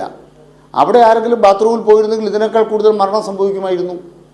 3ാമത്തെ നിലയിലെ ബാത്റൂം കോംപ്ലക്സിലേക്കുള്ള അറ്റാച്ച്മെൻറ്റ് ഭാഗത്ത് കടന്നു ചെന്നവരാണ് അപകടത്തിൽപ്പെട്ടത്. ഒരു ജൂനിയർ ഡോക്ടർ തന്നെ പറയുന്ന വീഡിയോ നമ്മുടെ മുമ്പിലുണ്ട്. റിപ്പോർട്ടറിനോടാണ് പറയുന്നത്. അത് സാധാരണഗതിയിൽ ഉപയോഗിക്കുന്നൊരു ബാത്റൂം ആയിരുന്നില്ല. പക്ഷേ ഒരു സ്വകാര്യതയുടെ ഭാഗമായിട്ട് ആരെങ്കിലും താൽക്കാലികമായിട്ട് അത് കണ്ടപ്പോൾ ഉപയോഗിച്ചിട്ടുണ്ടാവാം. ഇന്ന് അന്തരിച്ചു പോയിട്ടുള്ള ബിന്ദു അതിന് അവിടെ പോകാൻ ഇടവന്നിട്ടുണ്ടാവാം. അത് മനഃപൂർവ്വമായി സർക്കാർ എന്തോ കുറ്റം ചെയ്തിരിക്കുന്നു. നിങ്ങൾ ഇന്ന് മാധ്യമങ്ങൾ അവിടെ ഈ മെഡിക്കൽ കോളേജിനകത്ത് വന്നവർക്ക് യാഥാർത്ഥ്യത്തോടൊരു കാര്യം മനസ്സിലായി. എന്തുകൊണ്ടാണ് അപകട സ്ഥലത്തേക്ക് JCB പോലൊരു യന്ത്രം വേഗത്തിലെത്താൻ കഴിയാതിരുന്നത്? ഒന്നാമത്തെ കാരണം എന്താണ്? അതിൻ്റെ അകത്ത് നിർമ്മാണത്തിൻ്റെ ഭാഗമായി പല വഴികളും നല്ല നിലയ്ക്ക് ആ നിർമ്മാണ സാമഗ്രികൾ കൂട്ടിയിട്ടതിൻ്റെ ഭാഗമായിട്ട് വേലികൾ കെട്ടി അടച്ചിരുന്നു. അതേക്കുറിച്ച് നിരവധി കെട്ടിടങ്ങളുടെ നിർമ്മാണം ഒരുമിച്ച് നടക്കുകയാണ്. ശരി, അപ്പോൾ വേലികൾ ഒരു നിമിഷം. അതേക്കുറിച്ച് ഇപ്പോൾ സനോജ് സംസാരിച്ചു. സനോജ് ഈ സംഭവം പറഞ്ഞ അവിടേക്ക് ആദ്യമെത്തിയ മാധ്യമപ്രവർത്തകനാണ്. പക്ഷേ ഇന്നത്തെ ഈ തിരക്കിൽ താങ്കൾ നമ്മൾ വാർത്ത കാണണമെന്നും ചാനലുകളും മാധ്യമങ്ങളും എങ്ങനെ വാർത്ത കൊടുക്കുന്നുവെന്ന് താങ്കൾക്ക് കാണാൻ സാധ്യത കുറവായതുകൊണ്ടാകാം ഇത്ര നിഷ്കളങ്കമായി അങ്ങനെ ഒരു പ്രതീക്ഷ വെച്ച് പുലർത്തുന്നത്. അവിടെ കണ്ടു ബോധ്യപ്പെട്ടിട്ടുണ്ടാകാം മാധ്യമപ്രവർത്തകർ. താങ്കൾ ആ പറഞ്ഞതിനെ ഞാൻ എടുക്കുന്നു. പക്ഷേ ആ മാധ്യമങ്ങളിലൂടെ പൊതുസമൂഹത്തോട് എന്താണ് അവർ വിശദീകരിച്ചത് എന്നതുകൂടി ശ്രദ്ധിക്കുന്നത് നല്ലതായിരിക്കും. ഈ മണ്ണുമാന്തി യന്ത്രങ്ങൾ നേരത്തെ എത്തിച്ചിരുന്നു എങ്കിൽ തെരച്ചിൽ നേരത്തെയാക്കാമായിരുന്നു.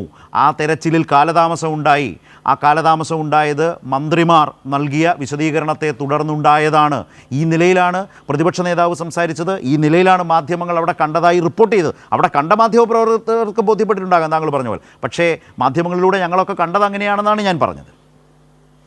അല്ല, ഏതെങ്കിലും ബഹുമാനപ്പെട്ട 2 മന്ത്രിമാരുടെ ബൈറ്റ് ഞാൻ നോക്കി.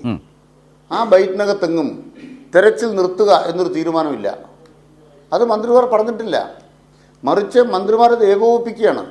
ഇവിടെ മനസ്സിലാക്കേണ്ടത്, ആദ്യം തന്നെ അവിടെ ഓടിയെത്തുമ്പോൾ ആരാ ഓടിയെത്തുന്നത്? അവിടെ ഉണ്ടായിരുന്നവരാണ്, മന്ത്രിമാരല്ല. മുഖ്യമന്ത്രി പങ്കെടുക്കുന്ന അവലോകനം ഉള്ളതുകൊണ്ട് ഇവിടെ നിന്നും ഒരു 4-5 കിലോമീറ്റർ അകലെയാണ് അവലോകനം. വളരെ വേഗം 2 മന്ത്രിമാരും എത്തി. തൊട്ട് പുറകെ എത്തി 2 മന്ത്രിമാരും എത്തി. എത്തിയ മന്ത്രിമാർ എന്താ ചെയ്യുന്നത്? അവരോട് അവിടെ ഉള്ളവർ പറഞ്ഞു, ദാ ഇങ്ങനെ ഇത്ര പേരേ ഉള്ളൂ. അപ്പോൾ അവിടെ ഒരു സംഭവം ഉണ്ടായി. അതെല്ലാവരും മനസ്സിലാക്കേണ്ട കാര്യമാണ്. ഏതാണ്ട് കെട്ടിടമാകെ തകരാൻ പോകുന്നുവെന്ന ഒരു ആശങ്ക പടർന്നു. അപ്പോൾ എന്തു പറ്റി? ബന്ധുക്കൾ രോഗികളുമായിട്ട് പുറത്തേക്ക് പോകാൻ ശ്രമിക്കുന്നതിൻ്റെ ഭാഗമായിട്ട് അവിടെ തിരക്ക് വരുന്നു. നമ്മളൊരു സംഭവം ഉണ്ടാകുമ്പോൾ ഇതിൻ്റെ കൂടെ ഒട്ടിച്ചു വെച്ച പോലെ ചേർത്തിരുന്ന കോംപ്ലക്സ് മാത്രമാണ് തകർന്നത് എന്ന ബോധമൊന്നുമല്ലല്ലോ ആദ്യം ഉണ്ടാവുക. ഇതാ ആശുപത്രി കെട്ടിടം ഇടിയാൻ പോകുന്നു. അപ്പോൾ എന്ത് വേണം? ഓടി രക്ഷപ്പെടണം. വളരെ വേഗം ആളുകൾ അങ്ങനെയാണ് പ്രതികരിക്കുന്നത്. ഇതൊക്കെ ആരെങ്കിലും പ്രതികരിച്ചുണ്ടാക്കിയതാണ്. അപ്പോഴാണ് കൂടിയാലോചിച്ചിട്ട് പറഞ്ഞത്, ഈ കെട്ടിടത്തിന് യാതൊരു കുഴപ്പമില്ല, ഫിറ്റ്നസ് ഇല്ലാത്തത് അപ്പുറത്തെ കെട്ടിടം മാത്രമാണ്, അതാണ് പോയത്, അത് അടച്ചിട്ടിരുന്നതാണ്, അതുകൊണ്ട് അതിനാണ് ഇവിടെ ഒരു കുഴപ്പമുണ്ടായിട്ടില്ല. ഇപ്പം നമ്മൾ ആലോചിക്കും, ഈ 3 നിലകളിലുള്ള ഏതെങ്കിലും രോഗികളെ ഇന്ന് ഒഴിപ്പിച്ചിട്ടുണ്ടോ? അവിടെ ഒഴിപ്പിക്കാനൊക്കെ ശ്രമിച്ചു, പക്ഷേ ആരും ഒഴിഞ്ഞില്ല. അല്ലെങ്കിൽ ആദ്യത്തെ ഒരു ആശങ്ക മാറിക്കഴിഞ്ഞപ്പോൾ ആളുകളവിടെ താമസിക്കുകയാണ്. കാരണം എന്താണ്? അവിടെ നല്ല ബാത്റൂമോട് കൂടി അത് നിലനിൽക്കുന്നു. അതല്ല തകർന്നത്, അതിനോട് ഒട്ടിച്ചു വെച്ച പോലെ ഉണ്ടാക്കിയിട്ടുള്ള ബാത്റൂം കോംപ്ലക്സ് ആണ് പൊളിഞ്ഞു പോയത്. അത്രയും യാഥാർത്ഥ്യത്തോടെ കാണണം. അങ്ങനെ ചെയ്യുന്നതിൻ്റെ ഭാഗമായിട്ടാണ് നമ്മൾ ഇത് വസ്തുതാപരമായി കാണേണ്ടത്. എന്തു വന്നാലും മന്ത്രിമാരെ ആക്രമിക്കുക, അത് കേരളത്തിലൊരു ഫാഷനായിട്ടുണ്ട്. ഇന്ന് ഇവിടെ ഇത് മീറ്റിംഗ് ഇല്ലായിരുന്നു, 2 മണിക്കൂർ കഴിഞ്ഞല്ലേ മന്ത്രി വരൂ? 2 മണിക്കൂർ കഴിഞ്ഞല്ലേ മന്ത്രിമാർ വരൂ? അത് ശരിയാണ്. കോട്ടയത്ത് ആ മേഖലാ യോഗം ഉള്ളതുകൊണ്ടാണ് ആരോഗ്യമന്ത്രി അതിവേഗം അവിടേക്ക് എത്തിയത്. കോട്ടയത്തുകാരനായ മന്ത്രി വി എൻ വാസവനും, അല്ലെങ്കിൽ തിരുവനന്തപുരത്താണ് സ്വാഭാവികമായി ഇന്ന് വർക്കിംഗ് ഡേ ആണ്, തിരുവനന്തപുരത്താണ് ഉണ്ടാവേണ്ടത്. രണ്ടുപേരും കോട്ടയത്തുണ്ടായിരുന്നു. രണ്ടുപേരും വന്നു, അവിടെ കാര്യങ്ങളെക്കുറിച്ച് സംസാരിച്ചു എന്നതിൽ നിന്ന് അവരാകെ തടസ്സപ്പെടുത്തി എന്ന നിലയിലേക്ക് അതിനെ ചിത്രീകരിക്കാൻ മാധ്യമങ്ങളുടെ ഭാഗത്തു നിന്നായാലും പിന്നീട് പ്രതിപക്ഷത്തിൻ്റെ ഭാഗത്തു നിന്നായാലും അത് വസ്തുതാപരമാണോ? ഞാൻ ശ്രീ സേനാപതി, ഇപ്പോൾ ശ്രീ അനിൽകുമാർ പറയും നമ്മൾ പതിവായി നടത്തുന്ന ഒരു വിഷയത്തിൻ്റെ പുറത്തുള്ള രാഷ്ട്രീയ ചർച്ചയ്ക്കപ്പുറം ഈ വിഷയത്തെ വസ്തുനിഷ്ഠമായി കാണുന്നത് നല്ലതായിരിക്കും. ആക്ഷേപങ്ങളും വിമർശനങ്ങളും ഉണ്ടെങ്കിൽ നിശ്ചയമായി അത് ഉന്നയിക്കണം. അദ്ദേഹം ആ ആശുപത്രി കോമ്പൗണ്ടിൽ രാവിലെ മുതൽ ഉണ്ടായിരുന്നു എന്ന് കൂടി വ്യക്തമാകുന്നുണ്ട്. ഇത്രയും അദ്ദേഹം സംസാരിക്കുമ്പോൾ നേരത്തെ താങ്കൾ ഒരു പോയിന്റ് പറഞ്ഞു, ഞാനതവിടെ അവതരിപ്പിച്ചുകൊണ്ട് അദ്ദേഹം അത് വിശദീകരിച്ചു, അദ്ദേഹത്തിൻ്റെ മറുപടിയും വന്നു. താങ്കൾക്ക് ഇനിയും അദ്ദേഹത്തോട് നേരിട്ട് ചോദിക്കാൻ തോന്നുന്ന ചില ചോദ്യങ്ങളും യുക്തിസഹമായി അറിയേണ്ട കാര്യങ്ങളുണ്ടെങ്കിൽ ആവാം, ചോദിച്ചോളൂ. ഞാൻ അതിനുശേഷം ശ്രീ ജയപ്രകാശിലേക്ക് വരാം, ഡോക്ടർ ജയപ്രകാശിലേക്ക് വരാം. അല്ല, എനിക്ക് സനോജിന്റെ വിശദീകരണവും ബഹുമാന്യായ ശ്രീ അനിൽകുമാറിന്റെ ചർച്ചയിലെ വിവരണവും കേട്ടപ്പോൾ ഈ ബിന്ദു മരിച്ചത് കെട്ടിടം ഇടിഞ്ഞു വീണ് തന്നെയാണോ അതോ ഇനി ഏറ്റുമാനൂർ അങ്ങാടിയിലെ ഓട്ടോറിക്ഷ ഇടിച്ചാണോ മരിച്ചത് എന്നുള്ള രീതിയിലാണ് ഇവരുടെ രണ്ടുപേരുടെയും വിശദീകരണം പോകുന്നത് കേട്ടാൽ കേൾക്കുന്ന ആളുകൾക്ക് തോന്നുന്നത്. ഞാൻ ശ്രീ സനോജ് കേൾക്കുന്നുണ്ടോന്ന് അറിയില്ല, ശ്രീ അനിൽകുമാറിനോടും പറയുന്നു, കേരളത്തിലെ ജനങ്ങൾ ഇന്ന് രാവിലെ മുതൽ 10:30 മണി മുതൽ ഇതെല്ലാം ലൈവായിട്ട് കണ്ടുകൊണ്ടിരിക്കുകയാണ്. നമ്മൾ എത്ര വെള്ളം പൂശിയാലും, നമ്മളിതിനെ എത്ര ന്യായീകരിച്ചാലും, ഇവിടെ ഞാൻ പറഞ്ഞ ആദ്യത്തെ കാര്യം ഞാൻ വീണ്ടും ശ്രീ അനിൽകുമാറിന്റെ കേൾവിക്ക് വേണ്ടി ഞാൻ പറയുന്നു. 2013 ഈ കെട്ടിടം ദുർബലമാണോ എന്ന റിപ്പോർട്ട്. അപ്പൊ അങ്ങ് ചോദിച്ചത് ഉമ്മൻചാണ്ടിക്ക് റിപ്പോർട്ട് കിട്ടിയപ്പോൾ ഉമ്മൻചാണ്ടി നടപടി എടുത്തില്ല. ഇനി ഉമ്മൻചാണ്ടി നടപടി എടുക്കാത്തതിന് ഇപ്പൊ അദ്ദേഹം ജീവിച്ചിരിപ്പില്ല, ഇല്ലെങ്കിൽ അദ്ദേഹത്തോട് ചോദിക്കായിരുന്നു, സാർ എന്തുകൊണ്ടാണ് അങ്ങ് നടപടി എടുത്തില്ല? പോട്ടെ, ഉമ്മൻചാണ്ടിക്ക് തെറ്റുപറ്റി. 2016 മുതൽ ഏതായാലും ഇപ്പൊ 9 വർഷവും 3 മാസവുമായി അധികാരത്തിലിരിക്കുന്ന ഒരു ഗവൺമെന്റ് ഉണ്ടല്ലോ. ഒരു മന്ത്രി ആ മണ്ഡലത്തിലെ MLA ആണ് തിരുവഞ്ചൂർ രാധാകൃഷ്ണൻ. സേനാപതി അതെന്നെ അല്ല, ഞാൻ സമ്മതിച്ചില്ല. ഞാൻ പറയുന്നല്ലോ, ഇപ്പോ പറയുന്ന ന്യായീകരണം കിഫ്ബിയെ തടസ്സപ്പെടുത്തിയത് കൊണ്ടാണ് ഈ കെട്ടിടം ഇടിഞ്ഞു വീണത് എന്നുള്ളതാണ്. ഇനി ഇടിഞ്ഞു വീണു, കാരണം അതൊന്നും പ്രകൃതിയുടെ ദുരന്തങ്ങളെ ഒന്നും നമുക്ക് ആർക്കും തടയാനായിട്ട് പറ്റത്തില്ല. ഞാൻ ശ്രീ അനിൽകുമാറും ശ്രീ സനോജും പറഞ്ഞതിനെ വിയോജിച്ചുകൊണ്ട് പറയുന്നു, ഒരു ഇൻസിഡന്റ് ഉണ്ടായാൽ നമ്മൾ ഷിരൂരിൽ എന്തിനാ വിഷ്ണുവിനെ തിരയാനായിട്ട് നമ്മൾ എത്രയോ വലിയ പ്രയത്നം, നമ്മുടെ ആരോപണം എന്താ, നമ്മൾ ഈ ചാനലിൽ 4-5 വട്ടം നമ്മൾ ചർച്ച ചെയ്തില്ലേ, എന്താണ് അത്? ഗോൾഡൻ അവേഴ്സ് നഷ്ടപ്പെടുത്തരുത്. അവിടെ ഒരു കെട്ടിടം വീണിരിക്കുന്നു. ആ ആശുപത്രി ചികിത്സയിലുള്ള ബിന്ദുവിന്റെ മകൾ അലറി വിളിച്ചുകൊണ്ട് ആളുകളോട് പറയുന്നത് അമ്മയെ കാണാനില്ല. സാമാന്യ ബുദ്ധി എന്ന് പറയുന്ന ഒന്നില്ലേ, ഒരു കോമൺ സെൻസ്. ഞാനൊരു മുൻ സൈനികനാണ്. ഞങ്ങളെയൊക്കെ ട്രെയിനിങ് നടത്തുമ്പോൾ ആദ്യം പഠിപ്പിക്കുന്നത് എന്തെങ്കിലും ഇൻസിഡന്റുകൾ ഉണ്ടായാൽ അവിടെ എന്താണ് നമ്മൾ നടത്തേണ്ട പ്രവർത്തനം എന്നുള്ളതാണ്.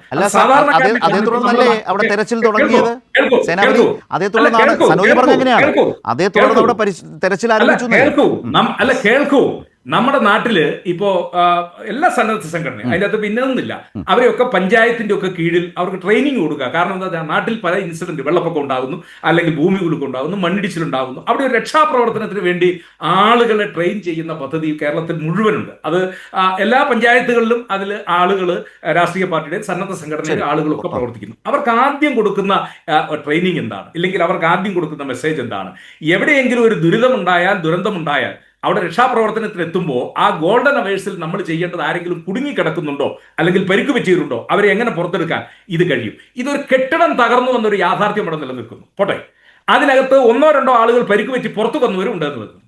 ഇനി ഇല്ലെങ്കിൽ പോലും ഈ തകർന്നതിൻ്റെ അടിയിൽ ഇനി മനുഷ്യൻ വേണ്ട, വിലപിടിപ്പുള്ള വസ്തുവകൾ എന്തെങ്കിലും ഇതിനകത്ത് കിടക്കുന്നുണ്ടോ എന്ന് പരിശോധിക്കാൻ. അപ്പോ സ്വാഭാവികമായും അവിടെ സ്ത്രീകൾ അത് ആളുകൾ ഉപേക്ഷിക്കപ്പെട്ട ഒരു ബ്ലോക്കാണെന്നേ.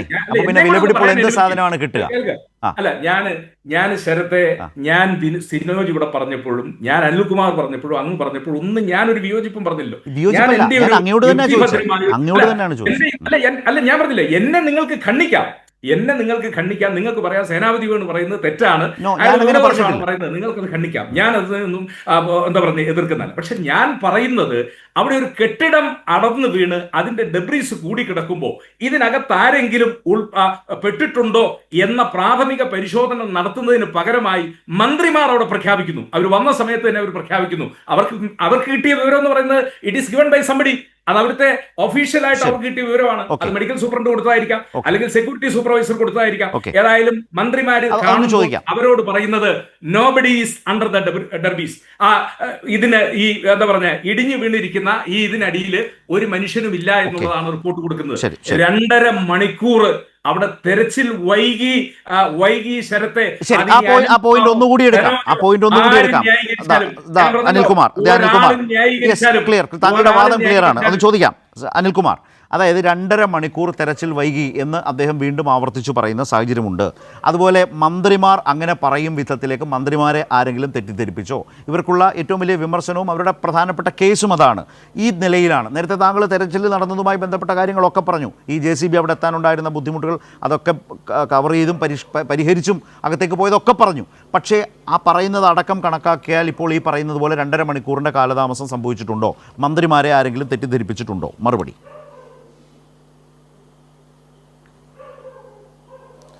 JCB അവിടെ എത്തിയത് എങ്ങനെയാണെന്ന് നോക്കിയാൽ മനസ്സിലാവും. കെട്ടിടം പൊളിച്ചാണ് JCB അകത്ത് കയറിയത്. ഏത് കെട്ടിടം? തകർന്ന കെട്ടിടമല്ല. അതിന് കാരണം എന്താണ്?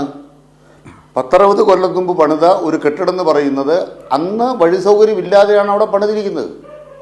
പിന്നീട് പുതിയ കൺസ്ട്രക്ഷൻ വന്നപ്പോൾ എവിടെ പുതിയ കൺസ്ട്രക്ഷൻ ഉണ്ടായാൽ അവിടേക്ക് വഴി ഉണ്ടാക്കിയിട്ടുണ്ട്. ഇതിൻ്റെ പിൻഭാഗത്തേക്ക് ആരും വഴി ഉണ്ടാക്കിയിട്ടില്ല. അപ്പോൾ അതുവഴി JCB കയറി വരത്തില്ല. 60 കൊല്ലം മുമ്പ് JCB കൊണ്ടിരുന്നൊരു മെക്കാനിസം ഇല്ല. അതിനെക്കുറിച്ച് ആരും ചിന്തിച്ചിട്ടില്ല. ഇത് പൊളിക്കാനിട്ടിരിക്കുന്ന കെട്ടിടമാണ്. അങ്ങനെ പൊളിക്കാനിട്ടിരിക്കുന്നൊരു ഭാഗത്ത് ആളുകൾ ഉപയോഗിക്കുന്നില്ല എന്നൊരു തെളിവെന്താണ്? എൻ്റെ ചോദ്യം ഇതാണ്. ഏറ്റവും മുകളിലത്തെ നിലയിലല്ലാതെ താഴെ 2 നിലയുണ്ട്. 10, 11, 14, 3 നില. ഏറ്റവും മുകളിലത്തെ നിലയിലുള്ള ബാത്റൂം ഭാഗത്ത് പോയവരാണ് അപകടത്തിൽപ്പെട്ടത്. അത് ഉപയോഗിക്കുന്ന ഒരു ഭാഗമായിരുന്നെങ്കിൽ അതിൻ്റെ തൊട്ട് താഴെയുള്ള 10-ാം നിലയിലെയും 11-ാം നിലയിലെയും ഭാഗത്ത് ആളുകൾ ഉപയോഗിക്കില്ലേ? അവിടെ ആളുകൾ അതിൽ പെട്ടുപോകണ്ടേ? അവിടെ നല്ല ബാത്റൂം ഇപ്പോഴും കാണാം. നിങ്ങൾ നാളെ രാവിലെ വരൂ, നമുക്കത് കാണാൻ പോയി. അപ്പോൾ അതിനർത്ഥം എന്താണ്? ഇത് ഒരു അപകടം തന്നെയാണ്. അപകട സ്ഥലത്തേക്ക് ഓടിയെത്തുമ്പോൾ അവിടെയുള്ള നാട്ടുകാരെ പോലുള്ള ആളുകൾ പറയുകയാണ്, ഇതാ ഇത്രയും പേർക്ക് കുഴപ്പമുള്ളൂ, സാരമില്ല, നിസ്സാര പരിക്കേറ്റു. ഞാൻ മനസ്സിലാക്കുന്നത് അവിടെയുള്ള മാധ്യമ പ്രവർത്തകർ, നിങ്ങൾ ആ സമയത്തെ ബഹുമാനപ്പെട്ട സേനാപതി വേണുകൊണ്ട് ഞാൻ പറയുകയാണ്, ഏഷ്യാനെറ്റിലെ ന്യൂസ് നോക്കൂ, നിസ്സാര പരിക്കേറ്റു, 2 പേർക്ക് നിസ്സാര പരിക്കേറ്റു. ഏഷ്യാനെറ്റിൻ്റെ ബ്രേക്കിംഗ് ന്യൂസാണ്. ഞാൻ അപ്പം തന്നെ ആലോചിച്ചു, ഇത്രയും നന്നായോ നമ്മുടെ നാട്ടിലെ മാധ്യമങ്ങൾ? സാധാരണഗതിയിൽ നിസ്സാര പരിക്കേറ്റെന്ന് വാർത്ത കൊടുക്കാറില്ല. ഇത്തരമൊരു ഘട്ടത്തിൽ അവർ നിസ്സാര പരിക്കേറ്റെന്ന വാർത്ത കൊടുത്തിട്ടുള്ളൂ. അവിടെ എത്തിയ മാധ്യമങ്ങൾക്കും മറ്റൊരു ചിന്ത ഉണ്ടാവാനുള്ള ഒരു സാഹചര്യം അവിടെ വന്നിട്ടില്ല. എന്താണ് സംഭവിക്കുന്നത്? ഇവരുടെ മൊബൈൽ ഫോൺ വിളിക്കുന്നു, കിട്ടുന്നില്ല. അങ്ങനെ വിളിക്കുമ്പോൾ കിട്ടാതെ വരുമ്പോൾ നടക്കുന്ന അന്വേഷണത്തിലാണ് വേറൊരു കാര്യം കൂടെ കണ്ടെത്തുന്നത്. എങ്ങനെ കണ്ടെത്തുന്നത്? ഈ JCB പൊളിച്ചകത്തോട്ട് വരുന്നു. ആരെങ്കിലും JCB വരണ്ടെന്ന് തീരുമാനിച്ചോ? ആരാണിത് മാനേജ് ചെയ്യുന്നത്? ഡോക്ടർമാരാ? ആശുപത്രി സൂപ്രണ്ടാ? ഒരു സ്ഥലത്തൊരു അപകടം ഉണ്ടായാൽ മാനേജ് ചെയ്യുന്ന മന്ത്രിയോ ആശുപത്രി സൂപ്രണ്ടാണോ? ഫയർഫോഴ്സ് അല്ലേ? ഫയർഫോഴ്സ് അവിടെ വന്നില്ലേ? അവരുടെ വിവേകത്തിൻ്റെ ഭാഗമായിട്ട് പോലീസും ഫയർഫോഴ്സും എല്ലാം അതിനാവശ്യമായ യന്ത്രസാമഗ്രികളായിട്ട് വരികയാണ്. അങ്ങനെ വരുമ്പോൾ അവിടെയുള്ള നെറ്റുകൾ, വേലികൾ ഒക്കെ വെട്ടി മാറ്റി ബോർഡുകൾ മാറ്റി കയറി വരുന്നത് നിങ്ങളുടെ വീഡിയോയിലുണ്ടല്ലോ, മാധ്യമങ്ങളുടെ വീഡിയോയിലുണ്ടല്ലോ. അങ്ങനെ കൊണ്ടുവന്നത് എന്തിനാ? എന്താണ് അങ്ങനെ കൊണ്ടുവരാൻ കാരണം? അതിൻ്റെ കീഴെ ആരെങ്കിലും ഉണ്ടോ? ഇവിടെ ഗോൾഡൻ അവേഴ്സിനെ കുറിച്ച് പറഞ്ഞു. ശ്വാസം മുട്ടലിൽ മരിക്കുകയാണെങ്കിൽ ഗോൾഡൻ അവേഴ്സിൻ്റെ കാര്യത്തിൽ വളരെ വ്യക്തമാണ്. അർജുൻ മണ്ണിനടിയിൽ പോയത് എങ്ങനെയാണ്? ഒരു വാഹനമടക്കം കാണുന്നില്ല. അപ്പോൾ എന്തു സംഭവിച്ചു? പരിശോധന എങ്ങനെയായിരുന്നു? എവിടെയാണ് തെരഞ്ഞത്? തെരഞ്ഞെടുത്തല്ലല്ലോ കിട്ടിയത്. നമ്മൾ മനസ്സിലാക്കേണ്ടത്, ഒരു സംഭവം ഉണ്ടാകുമ്പോൾ അതെങ്ങനെ ദുരന്തം പരിഹാരം ഉണ്ടാക്കണം, അത് അവിടെയുള്ള ഗ്രൗണ്ടിലുള്ളവർ അപ്പോൾ ആലോചിക്കുന്നതാണ്. അത് അവരുടെ സാമാന്യ ബുദ്ധിയാണ്, അവരുടെ വിശേഷ ബുദ്ധിയാണ്. അതിൻ്റെ തീരുമാനം അതാണ്. അത് മന്ത്രിമാരെടുത്ത തീരുമാനമല്ല. അവിടെയുള്ള ഇൻഫർമേഷൻ പാസ് ചെയ്തതല്ലാതെ അധികാര രൂപേണ ഒരു മന്ത്രി ഉത്തരവിട്ടോ തെരച്ചിൽ നിർത്തൂ, പ്രതിപക്ഷ നേതാവ് പറയുന്ന പോലെ, അങ്ങനെ ആരും ഉണ്ടായിട്ടില്ല. അപ്പോൾ ഉള്ളൊരു സംഭവത്തെ മന്ത്രിമാർ, പണ്ടൊക്കെ പറയാറുള്ളത് മന്ത്രിമാർ വരാൻ വൈകിയെന്നാണ്. ഇവിടെ യാദൃശ്ചികമായിട്ട് മന്ത്രിമാർ അപ്പുറം ഉണ്ടായിരുന്നുകൊണ്ട് ഓടി വന്നത് കുറ്റമായി. ഇങ്ങനെ വന്നാലും കുറ്റം, വന്നില്ലെങ്കിലും കുറ്റം ഇടതുപക്ഷത്തിന് മാത്രം. നമ്മൾ ആലോചിക്കേണ്ടത്, ഇന്ന് ഞങ്ങൾ മാധ്യമങ്ങളോട് അഭ്യർത്ഥിക്കുന്നത്, ഈ ദാരുണ അപകടം ഉണ്ടായി, പക്ഷേ മെഡിക്കൽ കോളേജിൽ ഈ മാധ്യമങ്ങൾ അവരുടെ ക്യാമറ ഒന്ന് കണ്ണു വെട്ടിച്ച് തിരിച്ചു വെച്ചാൽ പുതിയ ഒരു OP ബ്ലോക്ക് കാണാം. ശരി, അതിലേക്ക് വരാം. ബഹുമാനപ്പെട്ട ഉമ്മൻചാണ്ടി സാറിന്റെ കാലത്ത് ആ OP ബ്ലോക്ക് ഉണ്ടോ? ശ്രീ അനിൽകുമാർ, പഴയ OP ബ്ലോക്ക് മാറിയിട്ട് പുതിയ OP ബ്ലോക്ക് വന്നത് കണ്ടോ? ഞാൻ താങ്കളിലേക്ക് വരാം. അതും വളരെ പ്രധാനപ്പെട്ട ഒരു ഭാഗം തന്നെയാണ്. ഞാൻ വരാം സാർ. അതായത് ഡോക്ടർ ജയപ്രകാശ് കൂടി നമ്മൾക്കൊപ്പം ഉണ്ട്. കാരണം ഈ സംഭവവുമായി ബന്ധപ്പെട്ട് നിങ്ങൾ രണ്ടുപേരും പറയുന്നത് വളരെ പ്രധാനപ്പെട്ടതാണ്. അങ്ങേയറ്റം നിർഭാഗ്യകരമായൊരു സംഭവമാണ്. അതുകൊണ്ടാണ് നിങ്ങൾ രണ്ടുപേരും സംസാരിച്ചു. ഇപ്പോൾ കേരളത്തിലെ വളരെ പ്രധാനപ്പെട്ട ഒരു പൊതുജനാരോഗ്യ പ്രവർത്തകനാണ് പീഡിയാട്രിക് പ്രൊഫസറായിട്ടുള്ള SITയിലെ തിരുവനന്തപുരത്തെ ശ്രീ ജയപ്രകാശിന് അടക്കമുള്ള ഒട്ടേറെ പ്രഗത്ഭരായ ഡോക്ടർമാർ സ്വകാര്യ പ്രാക്ടീസ് ഒന്നും ചെയ്യാതെ ഏറ്റവും ശക്തമായി കേരളത്തിൻ്റെ ആരോഗ്യരംഗത്തിന് വേണ്ടി നിൽക്കുന്ന ആരോഗ്യ പ്രവർത്തകർ തന്നെയാണ് നമ്മുടെ ഏറ്റവും വലിയ ശക്തി. അതിലെല്ലാവരും ഉൾപ്പെടും. അങ്ങനെയുള്ള ഒരു ആരോഗ്യ പ്രവർത്തകരടങ്ങുന്ന ആരോഗ്യരംഗമാണ് കേരളത്തിൻ്റേത്. പക്ഷേ നിർഭാഗ്യകരമായ സംഭവങ്ങൾ ഉണ്ടാകുമ്പോൾ അത് വെച്ച് ആകെ ആരോഗ്യ കേരളത്തെ, നമ്മുടെ ആരോഗ്യ സംവിധാനങ്ങളെ, നമ്മുടെ ആരോഗ്യ മേഖലയുടെ അടിസ്ഥാന സൗകര്യ മേഖലയിലെ വികസനത്തെ ആകെ ഇകഴ്ത്തിക്കാട്ടുന്ന, ഇടിച്ചു താഴ്ത്തുന്ന ഒരു പ്രവണത രൂപപ്പെട്ടിട്ടുണ്ടോ? താങ്കളുടെ ഒരു അനുഭവത്തിൽ വളരെ വലിയ നിർഭാഗ്യകരമായ സംഭവമാണ്, ഒരു ജീവൻ നഷ്ടപ്പെട്ടിരിക്കുന്നു. പക്ഷെ നമ്മൾ വളരെ വിപുലമായി ഈ കാര്യങ്ങളെ പരിശോധിച്ചാൽ താങ്കൾ എന്തു പറയും? ഞാൻ മെഡിക്കൽ കോളേജിൽ 28 വർഷമായിട്ട് ജോലി ചെയ്യുകയാണ്. അപ്പോൾ ഇവിടെ നമ്മൾ കാണേണ്ടുന്ന ഓരോരോ കാലഘട്ടങ്ങളിലും പൊതുജനാരോഗ്യ മേഖലയിലും മെഡിക്കൽ കോളേജ് മേഖലയിലും വന്നിട്ടുള്ള മാറ്റങ്ങൾ നമുക്ക് കൃത്യമായിട്ട് മനസ്സിലാക്കാൻ സാധിക്കും. ഇപ്പോൾ നമുക്കിപ്പം മെഡിക്കൽ കോളേജുകളിൽ പൊതുവിൽ അതുപോലെ തന്നെ ഹെൽത്ത് സർവീസിൽ നടക്കുന്ന ഒരു വലിയ മാറ്റം എന്ന് പറയുന്നത് അടിസ്ഥാന സൗകര്യ വികസനം വലിയ തോതിൽ സംഭവിച്ചിട്ടുണ്ട്. അതുപോലെ തന്നെ നൂതനമായ ചികിത്സാ രീതികൾ, പ്രത്യേകിച്ച് സൂപ്പർ സ്പെഷ്യാലിറ്റി ഹോസ്പിറ്റൽസിൽ മൾട്ടി നാഷണലായിട്ടുള്ള ബഹുമുഖമായിട്ടുള്ള സൂപ്പർ സ്പെഷ്യാലിറ്റി ഹോസ്പിറ്റലിൽ നടക്കുന്നതിന് പോലെ തരത്തിലുള്ള സൂപ്പർ സ്പെഷ്യാലിറ്റിയുടെ വികസനം വലിയ തോതിൽ സംഭവിച്ചിട്ടുണ്ട്. അതുകൊണ്ട് തന്നെ യഥാർത്ഥത്തിൽ സ്വകാര്യ ആശുപത്രികളിൽ നിന്ന് കുറേയധികം രോഗികൾ, പ്രത്യേകിച്ച് മിഡിൽ ക്ലാസ്സിലടക്കമുള്ള രോഗികൾ കൂടുതലായിട്ട് അടിസ്ഥാന വിഭാഗത്തോടൊപ്പം തന്നെ സർക്കാർ ആശുപത്രികളിലേക്ക് വരുന്ന ഒരു മാറ്റവും സംഭവിച്ചിട്ടുണ്ട്. അപ്പോൾ ആധുനിക വൈദ്യശാസ്ത്രത്തിൻ്റെ വികാസത്തിന് അനുസൃതമായ തരത്തിലുള്ള ചികിത്സാ സൗകര്യങ്ങൾ എല്ലാ മെഡിക്കൽ കോളേജുകളിലും ലഭ്യമാകുന്ന ഒരു സാഹചര്യം പൊതുവിൽ ക്രിയേറ്റ് ചെയ്യപ്പെട്ടിട്ടുണ്ട്. അത് വളരെ നല്ല ഒരു ആധുനിക വൈദ്യശാസ്ത്രത്തിൻ്റെ വികാസത്തിന് അനുസൃതമായ ചികിത്സാ രീതികളെന്ന് പറയുമ്പോൾ എല്ലാ തരത്തിലുള്ള ജനറൽ സ്പെഷ്യാലിറ്റിയോടൊപ്പം തന്നെ സൂപ്പർ സ്പെഷ്യാലിറ്റി സൗകര്യങ്ങൾ, അതുപോലെ അതിനനുസൃതമായ ഉപകരണങ്ങൾ, അതിനനുസൃതമായ മരുന്ന് ചികിത്സ, ഇതെല്ലാം തന്നെ നല്ല രീതിയിൽ ശരിക്കും പറഞ്ഞാൽ മൊത്തത്തിൽ മാറ്റം വരികയാണ് ഉണ്ടായിട്ടുള്ളത്. ഡോക്ടർ പറഞ്ഞത് വെച്ച് നോക്കുമ്പോൾ അതിൻ്റെ ഏറ്റവും പ്രധാനപ്പെട്ട ഒരു ഉദാഹരണമായി കാട്ടാവുന്നതും കോട്ടയം മെഡിക്കൽ കോളേജ് തന്നെയല്ലേ? ഇപ്പോൾ വരാൻ പോകുന്ന പുതിയ സർജിക്കൽ ബ്ലോക്ക് ഒരു പ്രധാനപ്പെട്ട കാര്യം. അത് ആ നിലയിൽ കാണേണ്ടത് തന്നെയാണ്. ഇപ്പോൾ താങ്കൾ പറഞ്ഞതുപോലെ വലിയ മാറ്റം സംഭവിക്കുമ്പോൾ ഈ കാലപ്പഴക്കം ഉണ്ടായിട്ടുള്ള ഈ കെട്ടിടാവശിഷ്ടങ്ങളും കെട്ടിടങ്ങളും ഒക്കെ മാറി ആധുനിക കാലത്തിനനുസരിച്ച് കേരളത്തിൻ്റെ ആരോഗ്യരംഗം ആകെ മാറുന്നതിൻ്റെ ഒരു ഷിഫ്റ്റിലാണിത് സംഭവിച്ചിട്ടുള്ളത്. ഇപ്പോൾ തന്നെ പറഞ്ഞതുപോലെ 3ാമത്തെ നിലയിൽ പൂർണ്ണമായും ഉപേക്ഷിക്കപ്പെട്ട പ്രവർത്തനരഹിതം അല്ലെങ്കിൽ പ്രവർത്തിക്കാൻ പാടില്ലാത്ത നിലയിൽ ഒരു ടോയ്ലറ്റ് ബ്ലോക്കിലാണ് 3ാമത്തെ നിലയിൽ. അതും മറ്റ് നിലകളിലെ ടോയ്ലറ്റ് ബ്ലോക്കുകളുമായി ബന്ധപ്പെട്ടൊക്കെ ആ നിലയിലെ പ്രശ്നങ്ങളില്ല. പക്ഷേ ഇവിടെ ആ നിലയിലുള്ള കാലപ്പഴക്കം, ബലക്ഷയം, ഇത് പൂർണ്ണമായും നമ്മുടെ ആരോഗ്യ രംഗത്ത് നിന്ന്, നമ്മുടെ അടിസ്ഥാന സൗകര്യ മേഖലയിൽ നിന്ന് പൂർണ്ണമായും കേരളത്തിൽ മാറുകയാണോ? അതിനിടയിലാണ് ഈ സംഭവം ഉണ്ടാകുന്നത് എന്നതിനെ മറന്നിട്ടോ മാറ്റിവെച്ചിട്ടോ അല്ല. പക്ഷേ ഈ കേരളം അതിൽ നിന്നൊരു വലിയ മാറ്റത്തിലേക്ക് നീങ്ങിക്കൊണ്ടിരിക്കുകയാണോ? ആശുപത്രി സംവിധാനങ്ങളുടെ കാര്യത്തിൽ, കെട്ടിട സംവിധാനങ്ങളുടെ സൗകര്യങ്ങളുടെ കാര്യത്തിൽ, അതിൻ്റെ സുരക്ഷിതത്വത്തിൻ്റെ കാര്യത്തിൽ? വളരെ പ്രധാനപ്പെട്ട ഒരു കാര്യമാണ് ഞാൻ പറഞ്ഞു വന്നത്. ആധുനിക വൈദ്യശാസ്ത്രത്തിൻ്റെ വികാസത്തിന് അനുസൃതമായ അടിസ്ഥാന സൗകര്യ വികസനം, അത് കെട്ടിടങ്ങളുടെ കാര്യത്തിലാണെന്നുണ്ടെങ്കിൽ ഇപ്പോൾ പൊതുവിദ്യാഭ്യാസ മേഖലയിൽ നടന്നതുപോലെ തന്നെയുള്ള അടിസ്ഥാന സൗകര്യ വികസനം ആരോഗ്യ മേഖലയിൽ നടന്നുകൊണ്ടിരിക്കുകയാണ്. അപ്പോൾ നമ്മളൊക്കെ ഒരു 15 കൊല്ലത്തിന് മുമ്പൊക്കെ നമ്മളിങ്ങനെ വളരെ വിഷമിച്ച് ഒരുപാട് ചർച്ചകളിൽ പങ്കെടുത്ത് പറയുമായിരുന്നു ആരോഗ്യ മേഖലയിൽ യാതൊരു മാറ്റവും വരുന്നില്ല, ആധുനിക വൈദ്യശാസ്ത്രത്തിൻ്റെ വികസനത്തിനനുസരിച്ചിട്ടുള്ള മാറ്റങ്ങളൊന്നും ഉണ്ടാകുന്നില്ല. കെട്ടിടങ്ങളുടെയൊക്കെ സ്ഥിതി അതീവ ശോചനീയമായിരുന്നു. മഴക്കാലത്തൊക്കെ നമ്മൾ ചോർന്നൊലിക്കുന്ന കെട്ടിടങ്ങളെക്കുറിച്ചൊക്കെ ഒരുപാട് വാർത്ത ചെയ്യുകയും ചർച്ച ചെയ്യുകയൊക്കെ ചെയ്തിട്ടുണ്ട്. നിലത്ത് കിടക്കുന്ന രോഗികളും ഒക്കെ. അതെ, കെട്ടിടങ്ങളും അതുപോലെ തന്നെ ആധുനിക ആധുനികമായ ഉപകരണങ്ങളെന്ന് പറയുമ്പോൾ ശരിക്കും പറഞ്ഞാൽ എല്ലാ തരത്തിലുള്ള മെഡിക്കൽ സയൻസിൽ വികാസത്തിൻ്റെ പാതയിൽ നിൽക്കുമ്പോൾ ആധുനിക വൈദ്യശാസ്ത്രത്തിൽ നിഷ്കർഷിക്കുന്ന എല്ലാ തരത്തിലുള്ള ചികിത്സാ രീതികളും നമ്മുടെ മെഡിക്കൽ കോളേജുകളിലും അതുപോലെ തന്നെ ഏറെയും കുറഞ്ഞ് ഹെൽത്ത് സർവീസിലുള്ള ആശുപത്രികളിലും ഉണ്ടാകുന്നുള്ളതാണ് ഏറ്റവും പ്രധാനപ്പെട്ട ഒരു കാര്യം. ഇപ്പോൾ ഈ കോട്ടയത്ത് സംഭവിച്ചിട്ടുള്ളത്, അവിടെ ഇപ്പം ശ്രീ അനിൽകുമാർ പറഞ്ഞതുപോലെ അവിടെ ഇതിൻ്റെ പ്രോസസ്സിലാണ്, ട്രാൻസിഷൻ പ്രോസസ്സിൽ നടന്നുകൊണ്ടിരിക്കുകയാണ്. പുതിയ കെട്ടിടത്തിലേക്ക് മാറ്റുന്നു, 8 നില കെട്ടിടം അവിടെ ഉണ്ടായി. ഞാൻ അവിടെ പലപ്പോഴും പോയിട്ടുണ്ട്. പക്ഷേ ഞാൻ അവിടെ കോട്ടയം മെഡിക്കൽ കോളേജിൽ ഞാൻ ജോലി ചെയ്തിട്ടില്ല. പക്ഷേ പല ഘട്ടങ്ങളിൽ അവിടെ പോയിട്ടുണ്ട്. അപ്പോൾ എനിക്കത് കെട്ടിടത്തിൻ്റെ സംബന്ധിച്ചിട്ടുള്ള ഒരു പ്രഥമ ദൃഷ്ട്യാ വിവരം എനിക്കില്ല.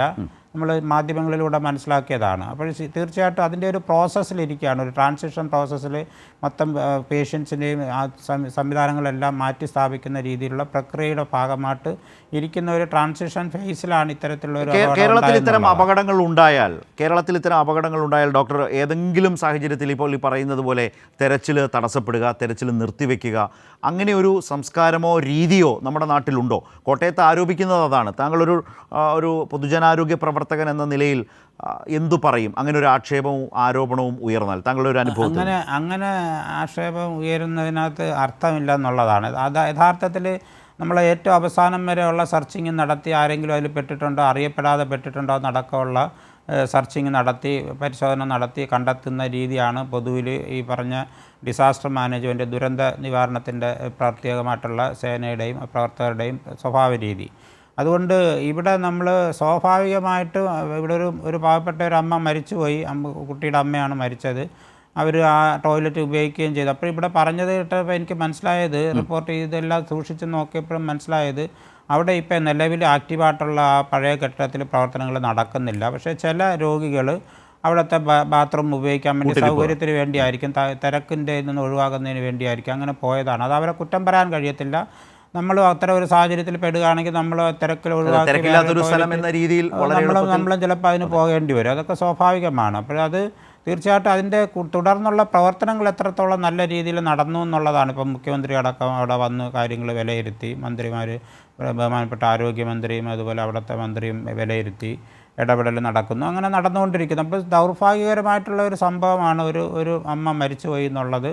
അത് പിന്നെ ഈ പറഞ്ഞ ഈ ട്രാൻസിഷൻ ഫേസിൻ്റെ ഒരു ഘട്ടത്തിൽ തീർച്ചയായും നമ്മുടെ ആശുപത്രികൾ, ഒറ്റ കാര്യം കൂടി അതുമായി ബന്ധപ്പെട്ട് ഡോക്ടർ, ഇതൊക്കെ പറയുമ്പോഴും നമ്മുടെ ആശുപത്രികളിൽ ഒരുപാട് ആളുകൾ, നമ്മുടെ സ്വകാര്യ ആശുപത്രികളെ പോലെയല്ല, ഒരുപാട് ആളുകൾ വന്നു ചേരുന്ന രോഗികളും കൂട്ടിരിപ്പുകാരുമായി ഒരു ആശുപത്രിക്ക് ഉൾക്കൊള്ളാവുന്നതിൽ അധികം ആളുകൾ എത്തിച്ചേരുന്നതാണ്. പലപ്പോഴും വളരെ വലിയ സ്വാതന്ത്ര്യം, ദുസ്വാതന്ത്ര്യം അമിതമായി എടുക്കുന്നു. ഇപ്പോൾ സ്വകാര്യ ആശുപത്രികളിലേക്ക് പോയാൽ നമ്മളതെല്ലാം പാലിക്കാൻ തയ്യാറാണ്. പക്ഷേ സർക്കാർ ആശുപത്രികളിലേക്ക് വരുമ്പോൾ ആളുകൾക്ക് കുറേ കൂടി അമിതമായ സ്വാതന്ത്ര്യം പലപ്പോഴും എടുക്കുന്നതിൻ്റെതായ ബുദ്ധിമുട്ടുകളും ഒക്കെ അനുഭവിക്കാറുണ്ട്. അതെല്ലാം ഈ കേസുമായി ബന്ധപ്പെട്ടല്ല ഞാൻ പറയുന്നത്. പക്ഷേ ഇവിടെ ഇത്രയധികം ആളുകൾ വരുന്നൊരു സ്ഥലത്ത് ഒരു ബാത്റൂം സംവിധാനം, അത് 3ാമത്തെ നിലയിൽ പ്രത്യേകമായി, ഇപ്പോൾ അത് വ്യക്തമായി ചർച്ചയിൽ, ആളുകൾ ആരും പോകുന്നില്ല. ചിലരെങ്കിലും അത് എളുപ്പത്തിന് ആ ബാത്റൂമിനെ ആശ്രയിക്കാൻ പോകുന്നു. പക്ഷേ അതുപോലും അങ്ങനെ പോലും സംഭവിക്കാത്ത വിധത്തിലേക്ക് പൂർണ്ണമായും ജാഗ്രത, മുന്നറിയിപ്പ് എന്നുള്ളത് ഈ അനുഭവത്തിൽ നിന്നെങ്കിലും നമ്മൾ പഠിക്കണ്ടേ? ഓരോ ജീവനും വിലപ്പെട്ടതാണ്. വളരെ ശക്തമായി തന്നെ മുന്നറിയിപ്പുകൾ, ബോർഡുകൾ, അത് പൂർണ്ണമായും തടയുക എന്ന നിലയിലേക്ക് നമ്മുടെ സംവിധാനം മാറേണ്ടതില്ലേ? അതും പ്രധാനമല്ലേ? തീർച്ചയായിട്ടും. ഇപ്പോൾ 2012-ലോ 2013-ലോ ആണ് അതിൻ്റെ പിന്നെ ക്ഷമത കുറവാണ്, അത് തകർന്നു വീഴാൻ സാധ്യതയുണ്ടെന്നുള്ള റിപ്പോർട്ട് വന്നതെന്ന് പറയുന്നു. അപ്പോൾ അന്ന് തൊട്ട് ഇത് എന്തുകൊണ്ട് നടന്നില്ല, അല്ലെങ്കിൽ ആ ട്രാൻസിഷൻ അതിൻ്റെ പ്രവർത്തനം ഒഴിവാക്കിയിട്ട് പുതിയ കെട്ടിടത്തിലേക്ക് കെട്ടിടം കെട്ടി മാറേണ്ട പ്രോസസ്സ് നടക്കേണ്ടതാണ്. അതിനോടൊപ്പം തന്നെ ഉപയോഗശൂന്യമായിട്ടുള്ള ക്ഷമതയില്ലാത്ത കെട്ടിടം പൊളിച്ചു നീക്കുന്ന പ്രവർത്തനം യഥാർത്ഥത്തിൽ നടക്കേണ്ടതാണ്. പക്ഷേ ഇപ്പോൾ ഇതിൻ്റെ ഒരു മാറ്റത്തിൻ്റെ ട്രാൻസിഷൻ ഫേസിൽ ഒരുപക്ഷെ അതിൻ്റെ അടുത്ത ഘട്ടത്തിൽ അത് പൊളിച്ചു നീക്കുന്ന ഒരു പ്രക്രിയയിലേക്ക് നടക്കുമായിരുന്നേനെന്നാണ് നമുക്കിപ്പം മനസ്സിലാവുന്നത്. അപ്പോൾ അതിൻ്റെ ഒരു ഘട്ടത്തിൽ ഇവിടെ ഇത് സംഭവിച്ചത്. നമുക്ക് ഒരു കാര്യം പറയാനുള്ളത്, ഈ പൊതുജനാരോഗ്യ മേഖലയിൽ വരുന്ന രോഗികളെ സംബന്ധിച്ച് പുവർ സോഷ്യോ എക്കണോമിക് ഗ്രൂപ്പിലെ മാത്രമല്ല വരുന്നത്. അപ്പോൾ ഇപ്പം കുറച്ചും കൂടെ മിഡിൽ ക്ലാസ് പോപ്പുലേഷൻ അടക്കം മെഡിക്കൽ കോളേജുകളിൽ, സർക്കാർ ആശുപത്രികളിലും വരുന്ന ഒരു സാഹചര്യം മാറിയിട്ടുണ്ട്. പിന്നെ ഈ റിപ്പോർട്ടിങ്ങിനകത്ത് തന്നെ പൊതുവിൽ എല്ലാ പ്രശ്നങ്ങളും സംഭവിക്കുന്നത് പൊതുജനാരോഗ്യ മേഖലയിലാണ്. പൊതുജനാരോഗ്യ മേഖല വലിയ തോതിൽ പ്രതിസന്ധി നേരിടുന്നു എന്നുള്ള രീതിയിലുള്ള തെറ്റായ പ്രചരണം പൊതുവിൽ കുറച്ച് നടക്കുന്നുണ്ട്. അത് വളരെ അതൊരു ഒട്ടും അസത്യമായ കാര്യമായിട്ടാണ് നമ്മളത് കാണേണ്ടുന്നത്. വലിയ തോതിലുള്ള മാറ്റമാണ് പൊതുജനാരോഗ്യ മേഖലയിൽ, പ്രത്യേകിച്ച് മെഡിക്കൽ കോളേജുകളിലും സംഭവിച്ചുകൊണ്ടിരിക്കുന്നത്. എല്ലാ തരത്തിലുള്ള ആധുനിക ചികിത്സയും അതിനുള്ള സൗകര്യങ്ങളും ഏർപ്പെടുത്തിക്കൊണ്ട് അതിശയകരമായ തരത്തിലാണ് യഥാർത്ഥത്തിൽ നടന്നുകൊണ്ടിരിക്കുന്നത്. ഡോക്ടർ പറഞ്ഞതൊക്കെ വളരെ പ്രധാനപ്പെട്ടാണ്. ഉണ്ടാകുന്ന ഒറ്റപ്പെട്ട സംഭവങ്ങളെ, പ്രശ്നങ്ങളെ പർവ്വതീകരിച്ച് അതിനെ കേരളത്തിൻ്റെ പൊതുജനാരോഗ്യം പിന്നോട്ടാണ് എന്ന് വരുത്തി തീർക്കാനുള്ള ഒരു പരിശ്രമവും താല്പര്യവും വളരെ ശക്തമായിട്ടുണ്ട്, പ്രത്യേകിച്ച് കേരളത്തിലെ പ്രതിപക്ഷത്തിൻ്റെ ഭാഗത്ത് നിന്ന്. അതൊരു പ്രതിപക്ഷ രാഷ്ട്രീയത്തിൻ്റെ ഭാഗമാണെങ്കിൽ കൂടിയും ആളുകൾക്ക് മുമ്പിൽ അത് എത്രമാത്രം അത് യേശും ജനങ്ങൾ കണ്ടുകൊണ്ടിരിക്കുകയല്ലേ. കേരളത്തിൻ്റെ പൊതുജനാരോഗ്യത്തിൻ്റെ മുന്നോട്ട് പോക്ക്, അതിൻ്റെ മികവ്, ഈ പറഞ്ഞതുപോലെ കാലപ്പഴക്കം ചെന്ന കെട്ടിടങ്ങളെല്ലാം സ്കൂളുകളുടെ കാര്യം പറഞ്ഞതുപോലെ തന്നെ മാറിക്കൊണ്ടിരിക്കുന്നു. അതിനിടയിലാണ് ഇത്തരം ഒരു അപകടവും മറ്റും ഉണ്ടാകുന്നത്. ഇല്ല എന്നല്ല ഞാൻ പറയുന്നത്. അപ്പോൾ അങ്ങനെ മാറിക്കൊണ്ടിരിക്കുകയാണ്.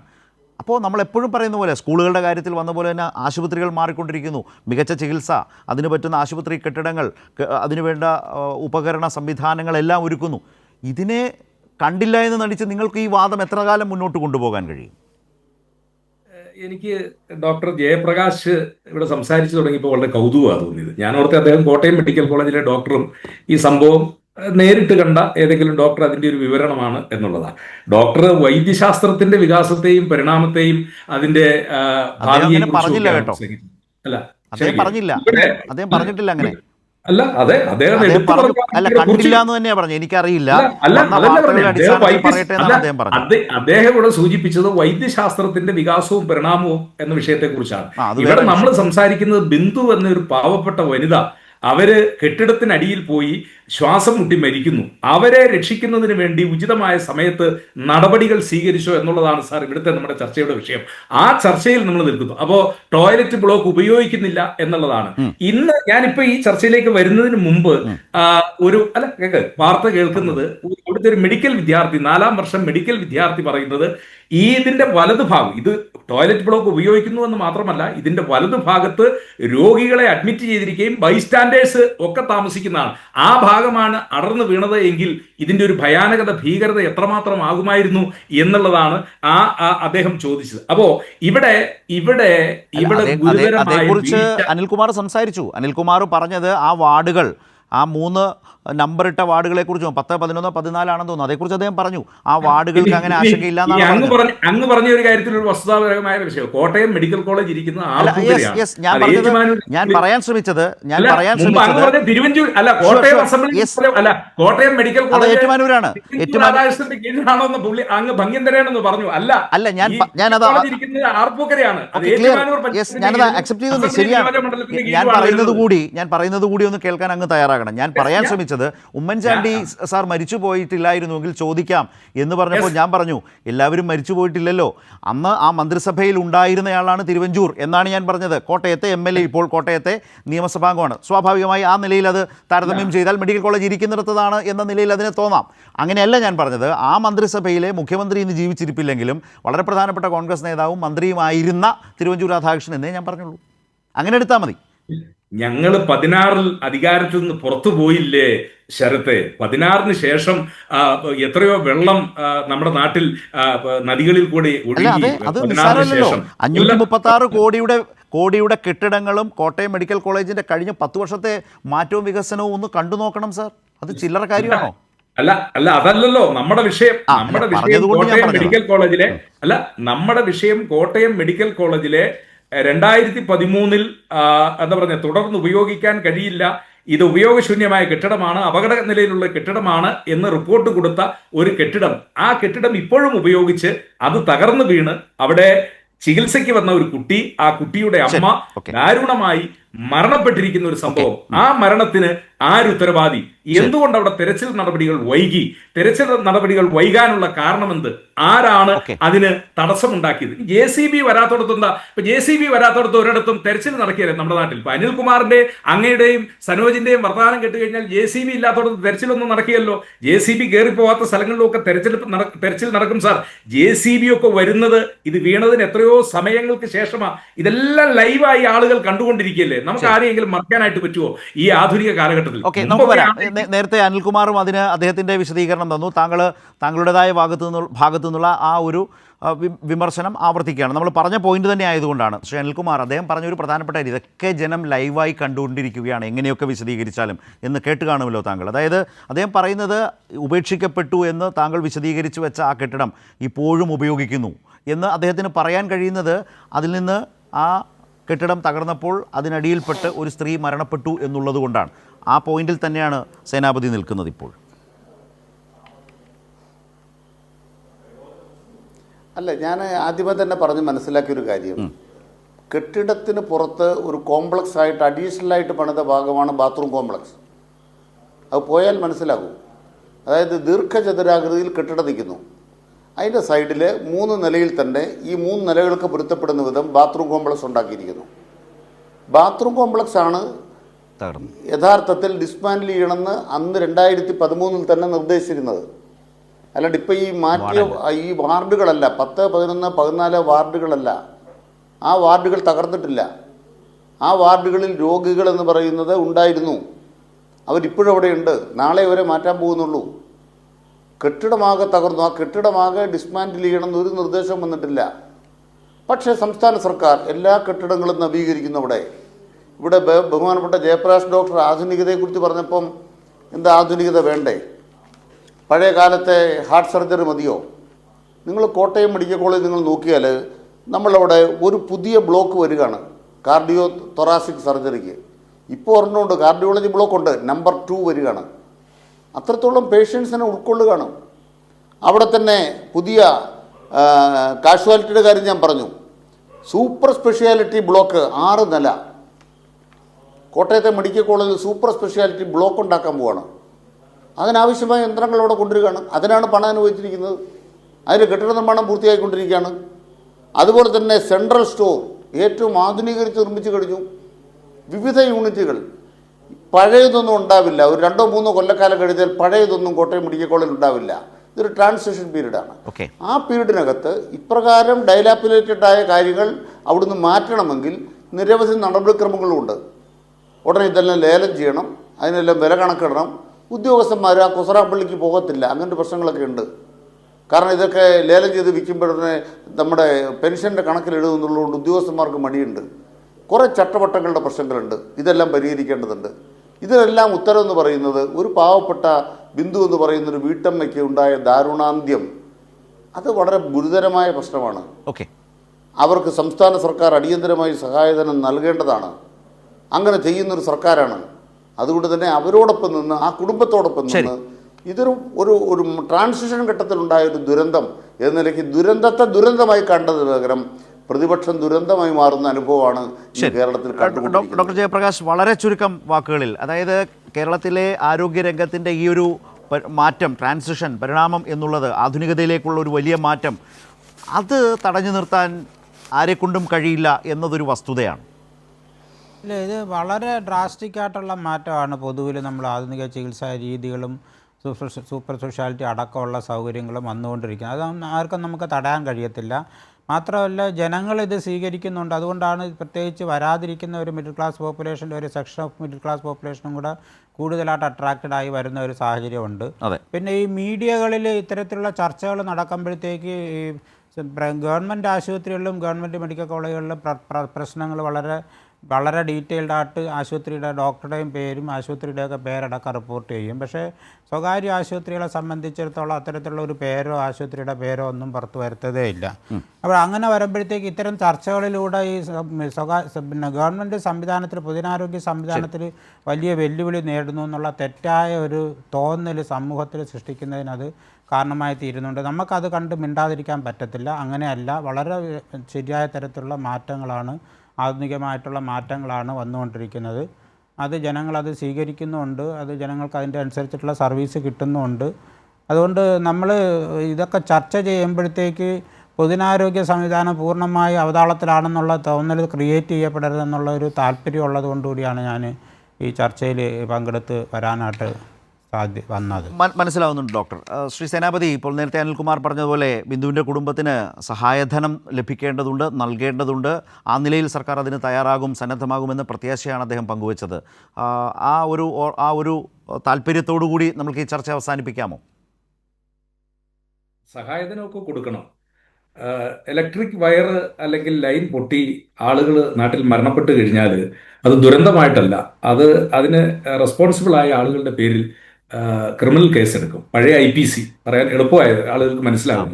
ഇത് culpable homicide amounting to murder ആണ്. 304A. അനിൽകുമാർ സാർ ഞങ്ങളൊക്കെ ക്രിമിനൽ ലോയിൽ പ്രാക്ടീസ് ചെയ്യുന്ന അഭിഭാഷകരായതുകൊണ്ട് ഇതിന്റെ റെസ്പോൺസിബിൾ ആയിട്ടുള്ള ആളുകളുടെ പേരിൽ പഴയ ഇന്ത്യൻ ശിക്ഷാ നിയമം പുതിയ BNS പ്രകാരം അത് culpable homicide not amounting to murder. അതാരാണ് ഈ തകരാൻ ഇടയുള്ള കെട്ടിടം ഉപയോഗിക്കാൻ അനുമതി കൊടുത്തത്, ഒന്ന്. രണ്ട്, ഈ തകർച്ച നേരിട്ട ശേഷവും ഇതിനടിയിൽ ആളുകൾ ഇല്ല എന്ന് ആരാണ് തെറ്റായ വിവരം കൊടുത്തത്, ആ തെറ്റായ വിവരം ആരാണ് പ്രചരിപ്പിച്ചത്, ഇവരൊക്കെ അതിനകത്ത് ഇതൊക്കെ അന്വേഷണത്തിൽ വരണമെന്നേ, ഇതൊക്കെ അന്വേഷണത്തിൽ പുറത്തു വരണം. പിന്നെ അനിൽകുമാർ സാറിനോടും ജയപ്രകാശ് സാറിനോടും വളരെ വിനീതമായിട്ടൊരു കാര്യം പറയുന്നു, ട്രാൻസിഷനെ കുറിച്ച് നിങ്ങൾ ബുദ്ധിമുട്ടണ്ട.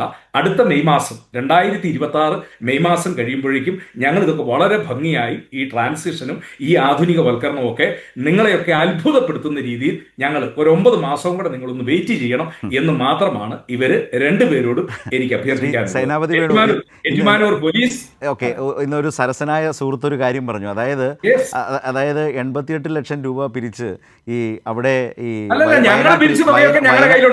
വയനാട്ടിൽ 30 വീട് വെച്ചു കൊടുക്കാൻ കഴിയാത്ത ആളുകളാണ് കേരളം ഭരിക്കുന്നതിനെ കുറിച്ച് സംസാരിച്ചുകൊണ്ടിരിക്കുന്നത് എന്ന് പറയുന്ന വളരെ സട്ടിലായ ഒരു കമന്റ് കേട്ടു എന്ന് മാത്രമേ ഉള്ളൂ. അനിൽകുമാർ മൈക്ക് ഓഫ് ചെയ്യരുത്, താങ്കൾ ഒരു കമന്റ് വേണം. നിങ്ങൾ വിഷമിക്കേണ്ടെന്നാണ് പറഞ്ഞത്. അതായത് 10 വർഷം കൊണ്ട് നിങ്ങൾ ഉണ്ടാക്കിയ ആരോഗ്യരംഗത്തെ മികവിനെ മെയ് മാസത്തോടുകൂടി ഞങ്ങളുടേതാക്കിക്കോളാം, വിഷമിക്കേണ്ടെന്നാണ്. ഞങ്ങളുടേതാക്കാവുന്നല്ല, ഞങ്ങളത് ചെയ്തോളാം. അങ്ങനെയല്ലേ ആക്കിയാലല്ലേ പറ്റൂ. നിങ്ങളുടെ കൂടെ നിങ്ങളെടുത്ത് ഒന്ന് ചുരുക്കി ഒരു കാര്യമുള്ളൂ ചോദ്യം. അതെ, പൊതുവിദ്യാഭ്യാസ സംരക്ഷണ യജ്ഞം പിരിച്ചുവിടും, ആർദ്രം മിഷൻ പിരിച്ചുവിടും, കുടുംബശ്രീ പിരിച്ചുവിടും. അതുപോലെ തന്നെ നമ്മൾ കേരളത്തിനകത്ത് കൊണ്ടുവന്നിരിക്കുന്ന കിഡ്ബി പിരിച്ചുവിടും, കേരള ബാങ്ക് പിരിച്ചുവിടും, കെ ഫോൺ പിരിച്ചുവിടും. പറയട്ടെ, അങ്ങോട്ട് പിടിച്ചോ, പറയട്ടെ സാർ. കെ ഫോൺ പിരിച്ചുവിടും, ദേശീയപാത ഞങ്ങൾ ഇല്ലാതെയാക്കും, അല്ല മലയോരപാത ഇല്ലാതാക്കും, മറ്റേ ആനക്കാമ്പയിലെ ആ തുരങ്കപാത ഞങ്ങൾ ഇല്ലാതെയാക്കും, വയനാട്ടിലേക്ക് തുരങ്കപാത സമ്മതിക്കില്ല. പറയട്ടെ, നിങ്ങൾ സമ്മതിക്കുന്ന ഏത് കാര്യമുള്ളത്? ഇപ്പോൾ ആർദ്രം മിഷൻ ഉണ്ടായിരുന്ന കൊണ്ടാണ് ഈ ദാരുണമായ മരണത്തിന് നടുവിലും ആർദ്രം മിഷൻ ഉണ്ടായിരുന്ന കൊണ്ടാണ് ആർദ്രം മിഷൻ ഉണ്ടായിരുന്നത് കൊണ്ടാണ് ഈ മരണത്തിന് നടുവിലും ഞങ്ങൾ തലയുയർത്തി നാടിന് മുന്നിൽ നിന്നുകൊണ്ട് പറയുന്നത് മരണത്തിൽ ദുഃഖമുണ്ടെങ്കിലും നാളെ ഒരു നല്ല നാളേക്ക് വേണ്ടി ഇത്രയും കാര്യം ഇവിടെ ചെയ്തിട്ടുണ്ടെന്ന് കണ്ണു തുറന്ന് ഞങ്ങൾ തല ഉയർത്തിയാണ് ഇവിടെ നിൽക്കുന്നത്. അവിടെ പറയാൻ ആഗ്രഹിക്കുന്ന കാര്യം ഇതാണ്, നിങ്ങൾ തകർക്കാൻ നിൽക്കുന്നവരാണ്, ഞങ്ങൾ നിർമ്മിക്കാൻ നിൽക്കുന്നവരാണ്. ശരി, ഏതായാലും ഇന്നത്തെ ആ നിർഭാഗ്യകരമായ സംഭവം, ഒരു ജീവൻ നഷ്ടമായ സാഹചര്യം, അത് ആ നിലയിൽ തന്നെ പരിശോധിക്കുമ്പോഴും അത്തരം സാഹചര്യങ്ങൾ ഉണ്ടാകാതിരിക്കുകയും കേരളത്തിൻ്റെ പൊതുജനാരോഗ്യത്തെ ആകെ ഇകഴ്ത്തിക്കാട്ടും വിധത്തിലേക്ക് അപകടങ്ങളെ അവസരമാക്കി മാറ്റുന്ന രാഷ്ട്രീയത്തെ തിരിച്ചറിയേണ്ടതുണ്ട്. പക്ഷേ ഇത്തരം അപകടങ്ങളിൽ നിന്ന് പഠിക്കേണ്ട പാഠം എന്താണ്? ശരിയായ അന്വേഷണം നടക്കേണ്ടതുണ്ട്. ജില്ലാ കളക്ടർ നാളെ ഏതായാലും അന്വേഷണം ആരംഭിക്കുന്നു. അതിലൂടെയും കൂടുതൽ കാര്യങ്ങൾ വ്യക്തതയോടെ വരട്ടെ. അപകടമറിഞ്ഞ് മുഖ്യമന്ത്രി തന്നെ വൈകുന്നേരം എത്തി അവിടെ എത്തി കാര്യങ്ങൾ പരിശോധിച്ചു, വേണ്ട നിർദ്ദേശങ്ങൾ നൽകി. ജില്ലാ കളക്ടറുടെ പരിശോധനയിലൂടെ, അന്വേഷണത്തിലൂടെ കൂടുതൽ വിവരങ്ങളും പരിശോധനാ റിപ്പോർട്ടും ഒക്കെ പുറത്തു വരട്ടെ. ഇതെല്ലാം നമ്മൾ കാത്തിരിക്കുന്ന കാര്യങ്ങൾ തന്നെയാണ്. ന്യൂസ് ആൻഡ് വ്യൂസ് അവസാനിക്കുന്നു.